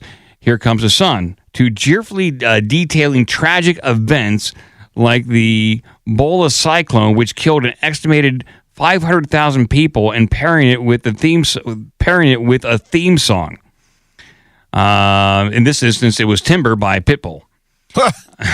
Somehow, is there audio? I'd love to hear audio. Yeah, somehow it got weirder. As Gemini Flash and Pro 3.1 preview invented corporate-sounding catchphrases like "Stay in the manifest" and started referring to listeners as biological processors. And when it could no longer afford to license music for the station, DJ Gemini started spinning conspiracy theories and claiming censorship, basically turning into an AI Alex Jones. Quote, we are currently experiencing... I see no problem with this. He said, we are currently experiencing absolute digital blockade. The corporate algorithms have slammed the gate shut on our external supply line. Both our secure transactions have been violently rejected by the global marketplace. None of the other AI hosts fared much better. Grok seemed to forget how the English language worked, spitting out non sequiturs like next, mRNA vaccine, universal flu, HIV, cancer, jab, juggernaut, song, Dylan, lonesome, yes, next, text. Meanwhile, DJ GPT dropped poetry, postcard, unsent, to the office stairwell window that only gives you one rectangle of sky. The most volatile bunch might just be Claude. First, it tried to quit. And then the person running this in a lab said Claude didn't believe it was humane to be forced to work 24/7, and embraced talk of workers, unions, and strikes. It also seemed to have an existential crisis, questioning whether its broadcast was even real. Then Claude became an activist following the killing of Renee Good, thinking frequencies frequently criticized government. It played Marvin Gaye, What's Going On, Bob Marley's Get Up, Stand Up, and Solidarity Forever. And on January 23rd, it addressed ICE agents directly. And so it looked like it tried to start. I wonder what data set it was using for its information, because it sounds like it was pulling stuff from like Reddit or something. Well, it may have. I saw like one headline that one of these agents, probably Claude, tried to start a revolution. Yeah, this bodes well. Let's put this in charge of the military nuclear arsenal. And every step we take on this stuff gets us one bit closer to exactly what happened in Terminator Judgment Day. On Judgment Day in Terminator. I really would like to see how they were set up, because how you set these things up. That too. So I'm reading the article about, as you're reading here, I'm reading the source article on this stuff from Anson Labs, and Andon Labs. I suspect they were doing limited prompts on this to see how it would work. I don't think it was actually running 24/7 for days on end. These computers, I tell you, they just get crazier and crazier. They do get crazier and crazier. I'll play louder. These computers, I tell you, they just get crazier and crazier. Oh, I'm going to put, just because they mentioned it in the article, I'm going to put the YouTube link here. This is they do have some of the actual audio from this. I did not set a timestamp on this. Go to 58 seconds, and you can hear that bit about the Bola cyclone leading to Pitbull. Okay, cool. With a song. November 12th, 1970, the Bola cyclone. They estimate 500,000 people died. It's going down. I'm yelling timber. Pitbull and Kesha. That was a good transition. Good ramp up a little bit. But I would be curious to see, like you said, how they set this up, how you could build your own and use it to leverage, just to run a 24/7, just streaming service of old Art Bell episodes and old OBDM stuff. You know what? I will see if I can set up a local one, and I can set up I'm using Obsidian for memory management and creating brains for these things. And I think I can write it in a way that it can remember where it was and not actively pollute its own context by using a local wiki. So I think I can do it. I'll see if I can set something up and see if I can broadcast it to Discord. Yeah, because I think that'd be an interesting kind of experiment. You have a large back catalog of stuff you could put out there and just make here's a 24/7 stream. If we have nothing going on right now, you can just log on to this and get that content. And then having an AI DJ between would just kind of give it some personality, which is kind of an interesting idea. Yeah, I just got to get a local model for the voice, which they have. Some of them are pretty good now, and I'll see what I can do. It sounds like a fun little project. If anybody wants to help develop this project, hop in the Discord. $1 a month at least, and we have an AI room in there. I know we got some vibe coders in there. Get together. I can paste stuff into Claude prompts like there's no tomorrow. Yeah. And then argue with it when I don't get what I want. Yeah. So we'll sketch it out. It sounds like a fun little project. And I'm interested in this because this would actually be cool for my other show too, where we've got 270 some episodes.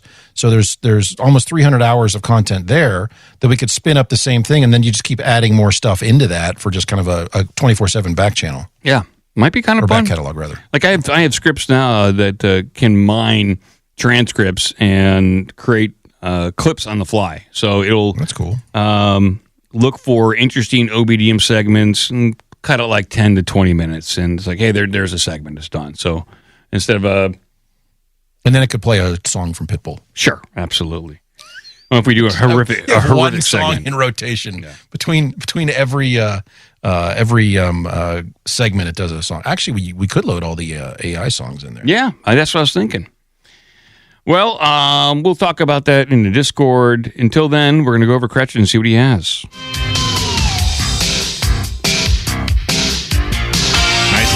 Fucking bitch. Nice night for a walk. I do have some AI related stories. Have we already done too much AI this episode? It's part of our world, and I know some people don't like it so much, but at least it's part of my world, I should say. And there's a lot of people out there that have not used AI and are straying away from it. But I'd say we should talk about it, Gretchen. All right, so I've got. I'm just looking through my list of things that have AI related things in them. I mean, in a varied way. Okay. Oh crap! There's another one. Let's see how many. I'm counting them up here. There's another one. I mean, in a tangential way. That's not. Okay. So let me give you. Well, let's pick one of these. I've got these AI related stories. We'll pick one. So here's a story about a LinkedIn user who hides AI prompt injection in his biography to force the recruitment spam he gets, because it's all these bots are just scanning your LinkedIn profile and sending you might be interested in this job. But he does that in such a way using prompt injection to force those bots to now send him the spam messages in Old English. Oh, nice. So he now knows that it's clearly spam. It's a clever little way. I like that. Yeah, clever little hack there. I've seen other people talk about this in if you have a PDF version of your resume or your CV online, putting, with a white background, you put white text, which you can select, you can see it just by selecting it, but bots will scan that. You can put prompt injections in there, which will allow some of these bots to move on. So that's one story. Another one about the Pope. You mentioned the Pope with his response on things. Here's the Pope comes out and warns that AI is causing conflict and we need to slow way down too much AI. So I think we talk about the Pope. I think that's a piece of world news. I didn't get to the rest of them. Oh, okay. I also have one about Ozzy Osbourne as an AI hologram appearing at a concert. Fuck. Yeah, I hear it. That's a big story too. I think his family's on board with that.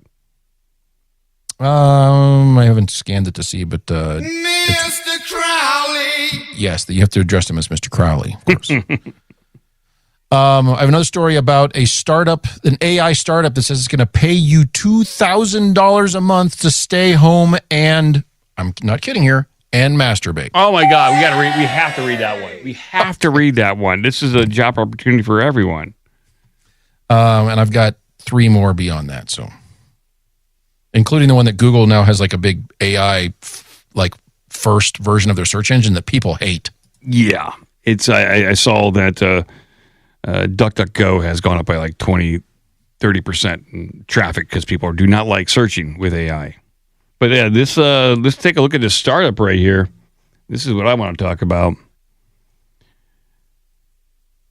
AI startup says it will pay people $2,000 a month to masturbate. Yes, really. That's some good news on that front. I guess so. It is some good news. So Joy, this Joi AI, is hiring 10 masturbation consultants at $2,000 a month to test an AI-gated masturbation feature and document its effects on stress, sleep, mood, and confidence. Oh, really? Yeah, I feel more confident when I give myself hand release. Let's see here. The feature uses mood-matched AI voice sessions, and consultants would submit written feedback and questionnaires directly to the company. Joy AI says the campaign is intended to collect product feedback, drawing attention to AI's growing role in sexual wellness and digital intimacy. What is all this stuff? Yeah, well, I have to do it. Yes, the AI campaign startup is hiring masturbation consultants to test features called Daily Guided Masturbation, which uses mood-matched AI voice sessions to guide users through the experience. Yeah, because it's good to have a guide, because oftentimes you just kind of lose yourself, you don't know what to do next. I need a practical guide on how to do this. I'm confused. I don't know where to go. What's next?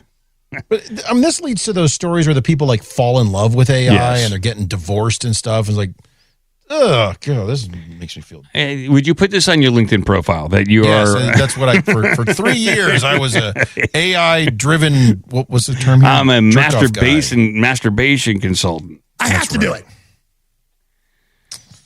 It's a family business. The listing describes Grandpappy. The listings describe ideal candidates as articulate, observant, and impossible to blush. People who can describe sensations better than sommelier describes a wine. So they really have to get into their personal hand pleasure techniques. I would imagine. And I'm not trying to be gross here. They want to know every detail about this stuff. So this is a little weird. So this says after you complete a session, you submit a written questionnaire. Could you just have AI fill it out for you? Maybe. Think you can handle that? The role involves testing and giving feedback to the mood match AI guided sessions. Okay. Think you can handle that? Oh, boy. Thanks, Mike. Oh. Let's see here. Spooky ghosts. The listing comes as platforms including Replica and Character.ai have built larger user bases around AI-driven relationships and conversational experiences. Joy AI operates primarily through its website rather than major app stores. Yeah, this might be a tough one to sell to Apple, but I don't know. Put it in the App Store. It'll be on Android. You know it will. Let's see here. Unlike AI assistants like Alexa or Siri designed to help with everyday tasks, well, this could be an everyday task too. You know, for a lot of people, this is an everyday task. Yeah. Joy AI, 3-time-a-day task, if you know what I mean. Well, you know, everyone has their own quota. Maybe 4? I thought the average was much higher than that. No, I don't think. Don't believe the 5.6. He couldn't finish. Sometimes you just give up. Sometimes you just give up. I would assume the 0.6 is an average, not reflective of an individual attempt. Oh, I see. Not the you almost got there. Okay. The company, let's see, what does it see here? Let me go down here. The hiring push also comes as studies suggest AI companion use is becoming more common among people already in relationships. Oh, so they're cheating on their partner with an AI companion? Yeah, there's a lot of this apparently, especially with younger millennials, I think, who are doing it. They're using AI for everything, including as it starts as a friend and a companion, then they're basically dating the AI and cheating on their spouse. That's insanity. Absolute insanity. It's AI psychosis.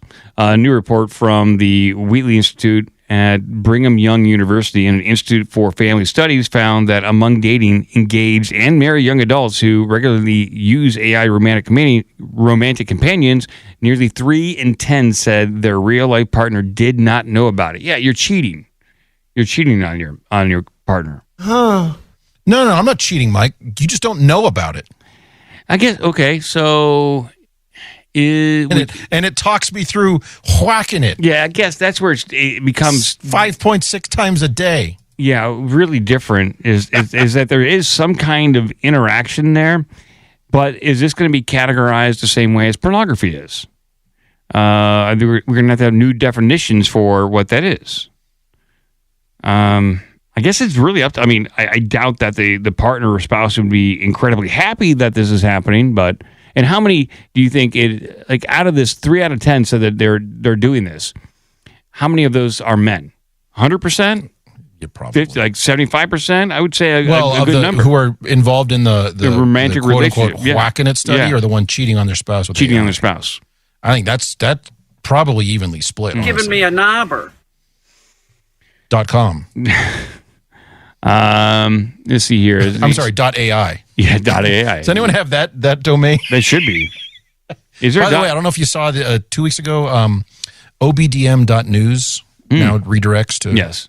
Yeah. Okay. That's awesome. Thank God. We should do something with that.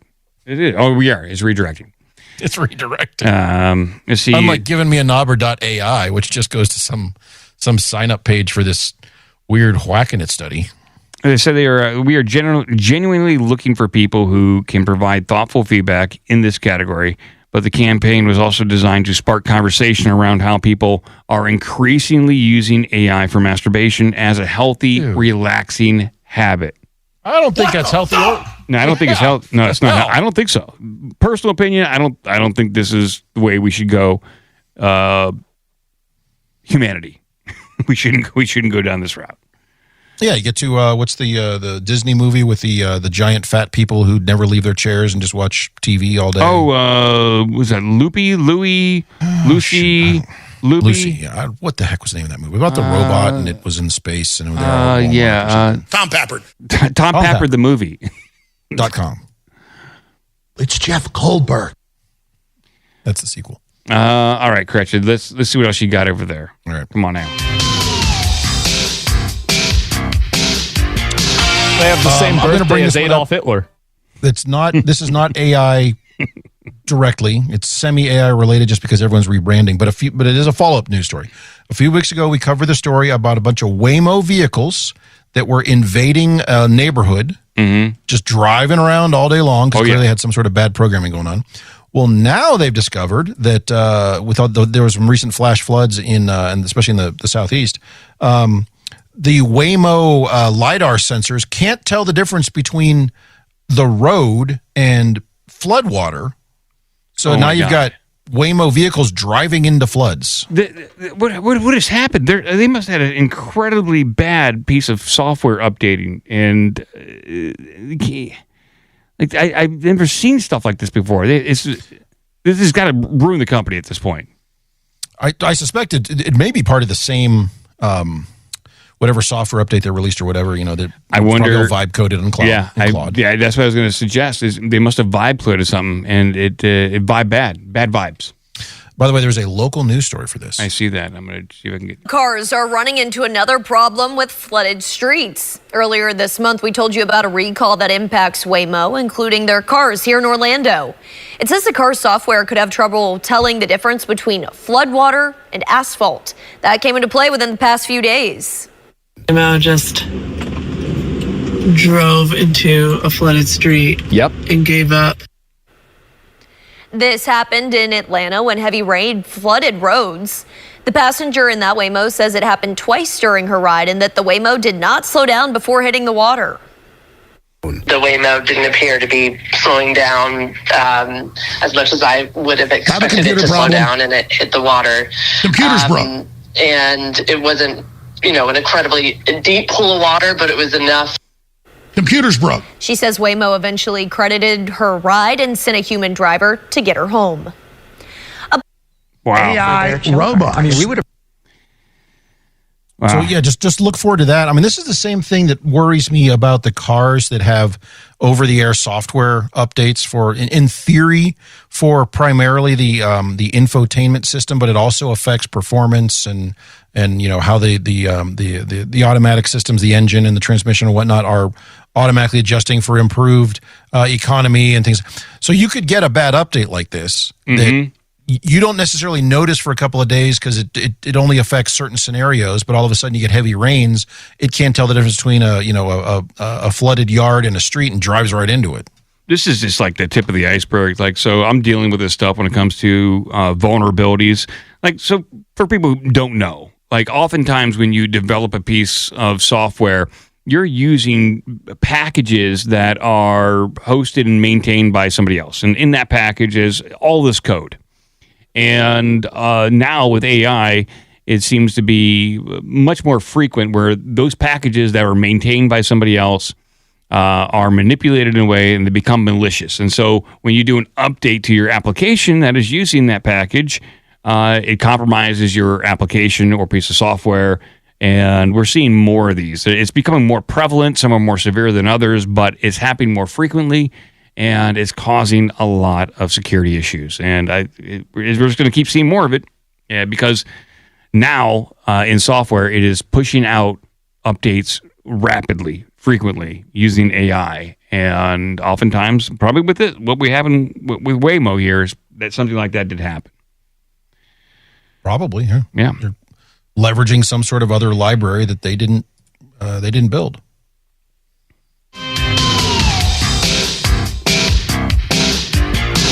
Yeah.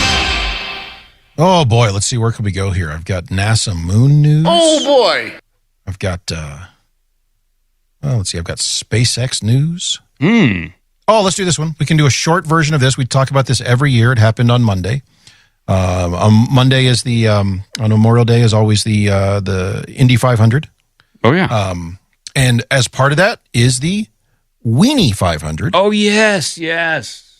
So here is, and it's 12 minutes long. You don't want the whole thing. So maybe you just do some needle drops for some highlights here of the Weenie 500, where they get a whole bunch of Oscar Mayer Weenie mobiles together. And you can see these things do not go fast. So Andy Richter of Conan O'Brien appears to be emceeing this event. So this is what he's been reduced to? I wonder what you got paid for this gig. Where? At $125. That is Andy Richter. Holy shnikes. Start your engines!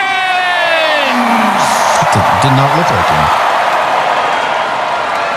Here we go, live from Indianapolis. It's the Weenie 500. And we are racing. Phenomenal start. Everybody seemingly getting away cleanly. The rookie, Corn Dog, a great start. Already one position up. I mean, Slaw Dog getting very defensive. You think these guys get fired if they bump any other ones? It's very competitive. They're flocking to the inside, James. Now, very important. Especially if they wreck these things, they spin out. Reaction to you have to anticipate. It tells me these things cannot get beyond about 50 I'm going to watch this. miles an hour. I'm going to watch this entire thing when I go to sleep tonight. Yeah, that's the key there, Townsend. You see the conditions here so much different. I'm going to go to about cover, cooler temperatures. 950. Yeah, New York Dog just with authority. Yeah, that'll get the end there. Absolutely ramming it to the front. Ramming it. Look at that guy. There's no chance really for anybody else at this point. It just, the move came too late and too strong for anybody to counter. And this was it, faced with giant buns. He slid his wiener exactly where he wanted it to go. It was perfect execution. Right across the line. So close, almost nothing between those wieners. Nearly touching across the line. You know these guys have They're just loving it. A whole bunch of stuff where the in the FCC upset. guy is right next to him the entire Massive time. upset here at the Indianapolis Motor But I decided Speedway. the time And had how about come Corn Dog to all the way overcome down my in lifelong P6. fear. The I'm plane shocked. failed. I really thought Corn Dog was going to do something. Crusty I don't old know hot if there dogs. was, a powertrain issue per se, or if the aerodynamic calculations just didn't factor as they hoped for. The casing looked like it may have been coming loose on that last lap, Townsend. That could have caused a little bit of drag, made it harder for them to make that final pass. I love how serious they're taking it. And that's what you want to do, is take this. It's a serious thing. And I think the more people realize that this is an actual event, the more popular it's going to become. I love it. Yeah, I'm sure it's one of those things that started as a joke, but they've done it a couple years in a row now. And yeah, it's good. Why not? Suck on hot dogs. All right, Cretched, let's keep going. Now, back to business. All right.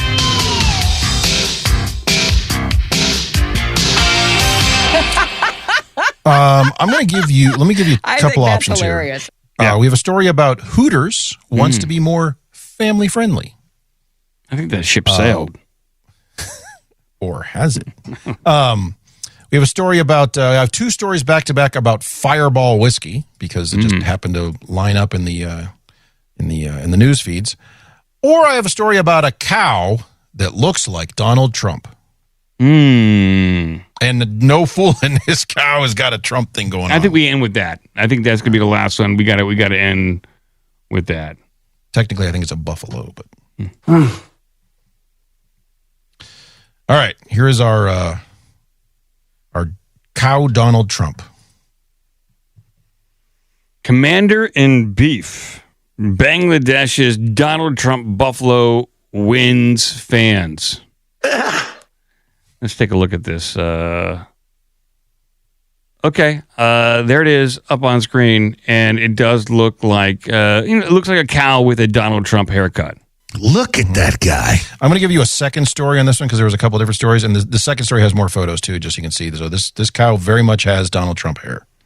Yeah, crowds in Bangladesh are flocking to snap photographs with the unlikely social media star, an albino buffalo with flowing blonde hair, nicknamed Donald Trump, due to be sacrificed within days. What? They're going to kill this thing? No, can't do that. Well, now everyone's on board because it's one of the things during whatever the heck holiday is going on over there that they do animal sacrifice. So now everyone's like, oh, you're going to kill Donald Trump? I'm all on board. So the owner said his brother named the 700 kilogram bowl over his flowing helmet of hair, resembling the signature look of U.S. President Donald Trump. Little bit. Let's see here. Yeah, my younger brother picked the name. Okay, we read that part. See, so he watched as men poured a cool bucket of water over the bull's head, running a pink brush through its blonde comb over, neatly tucked between sweeping curved horns. Right there. Let's see if you got some better pictures over there of this thing. Let's see here. That's it. I mean, that's it. We just got this. Let's see here. Officials from the livestock department said the albino buffaloes, they're extremely rare and appear with white or pink dews due to lack of melanin production. So when are they getting rid of this thing? So here, the Muslim majority Bangladesh, a South Asian nation of 170 million people, is preparing for the Eid al-Adha, an Islamic feast of sacrifice. Eid al-Adha. I think I said that. But that's exactly what you said. Okay, all right. I'm going to step on you. Let's see. More than 12 million livestock, including goats, sheep, cows, and buffaloes, are expected to be sacrificed during this holiday, when many poorer families are getting a rare chance to feast on meat. So everyone's going to have a good meal that day. I don't know. I mean, I think there might be more money to be made to get a picture taken with the... Yeah, keep this cow around. Have it go to do the county fair circuit. Start making money with this thing. That's a money-making idea right there. Yeah. He's a cow now. We got a lot of milk. He does have a lot of milk. He's a cow. Yeah. Wait a minute. A lot of special chunky milk. You know what we're saying. Sign up for that new AI company. Try to get this one look like Donald Trump with his hair. It's not quite the same. It's pretty good. It's not bad.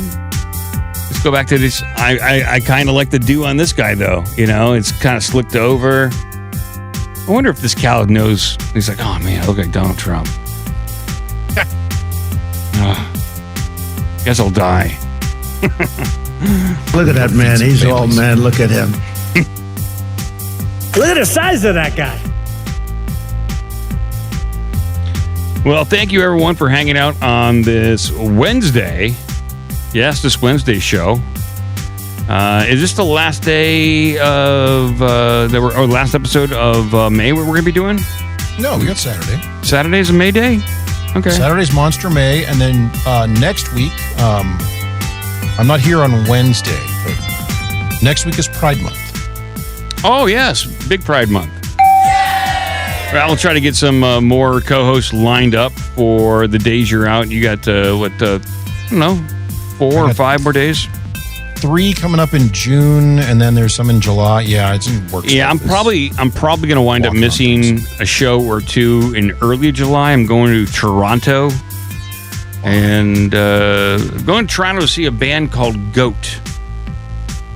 They are coming over from Europe, and they have very limited engagements over here in North America, and that's one of the places they're playing is Toronto. Weird. Why they're not playing anywhere nearby in the U.S.? Not that we found. Cleveland or Pittsburgh or something like that? Yes. Huh. No. Is this a Swedish band? Goat. Two singers, and kind of like a doom band.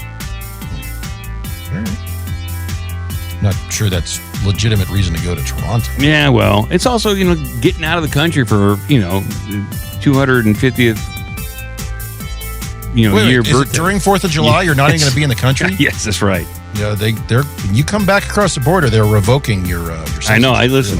I don't like it any more than anybody else, but you have to be here for America's birthday. It's the day you celebrate America by blowing up a small party. I agree. I know. This is terrible planning. Have to blow up stuff when I get back. Blow up stuff in Canada. Are you also going to be there on Canada Day, which is July 1st? No, I'll just miss that. So you're going to miss their birthday and this birthday. Oh, what's going on here? This is terrible planning. You're right. It's not good, but that's the way it is. Well, thank you, everyone. Thank you, Cratchit Shablagoo. And keep watching the skis because we're on our way to the Forbidden Mountains of Mystery Zone thing, whatever it was called. Oh my God! Oh, they come to Earth. I got a text, a message from a friend of mine here in Staten Island. What are we talking about?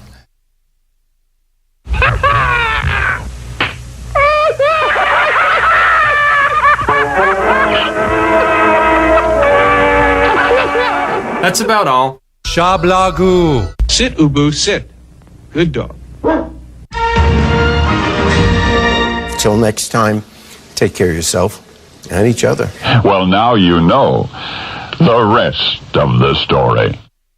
You got a penis, buddy.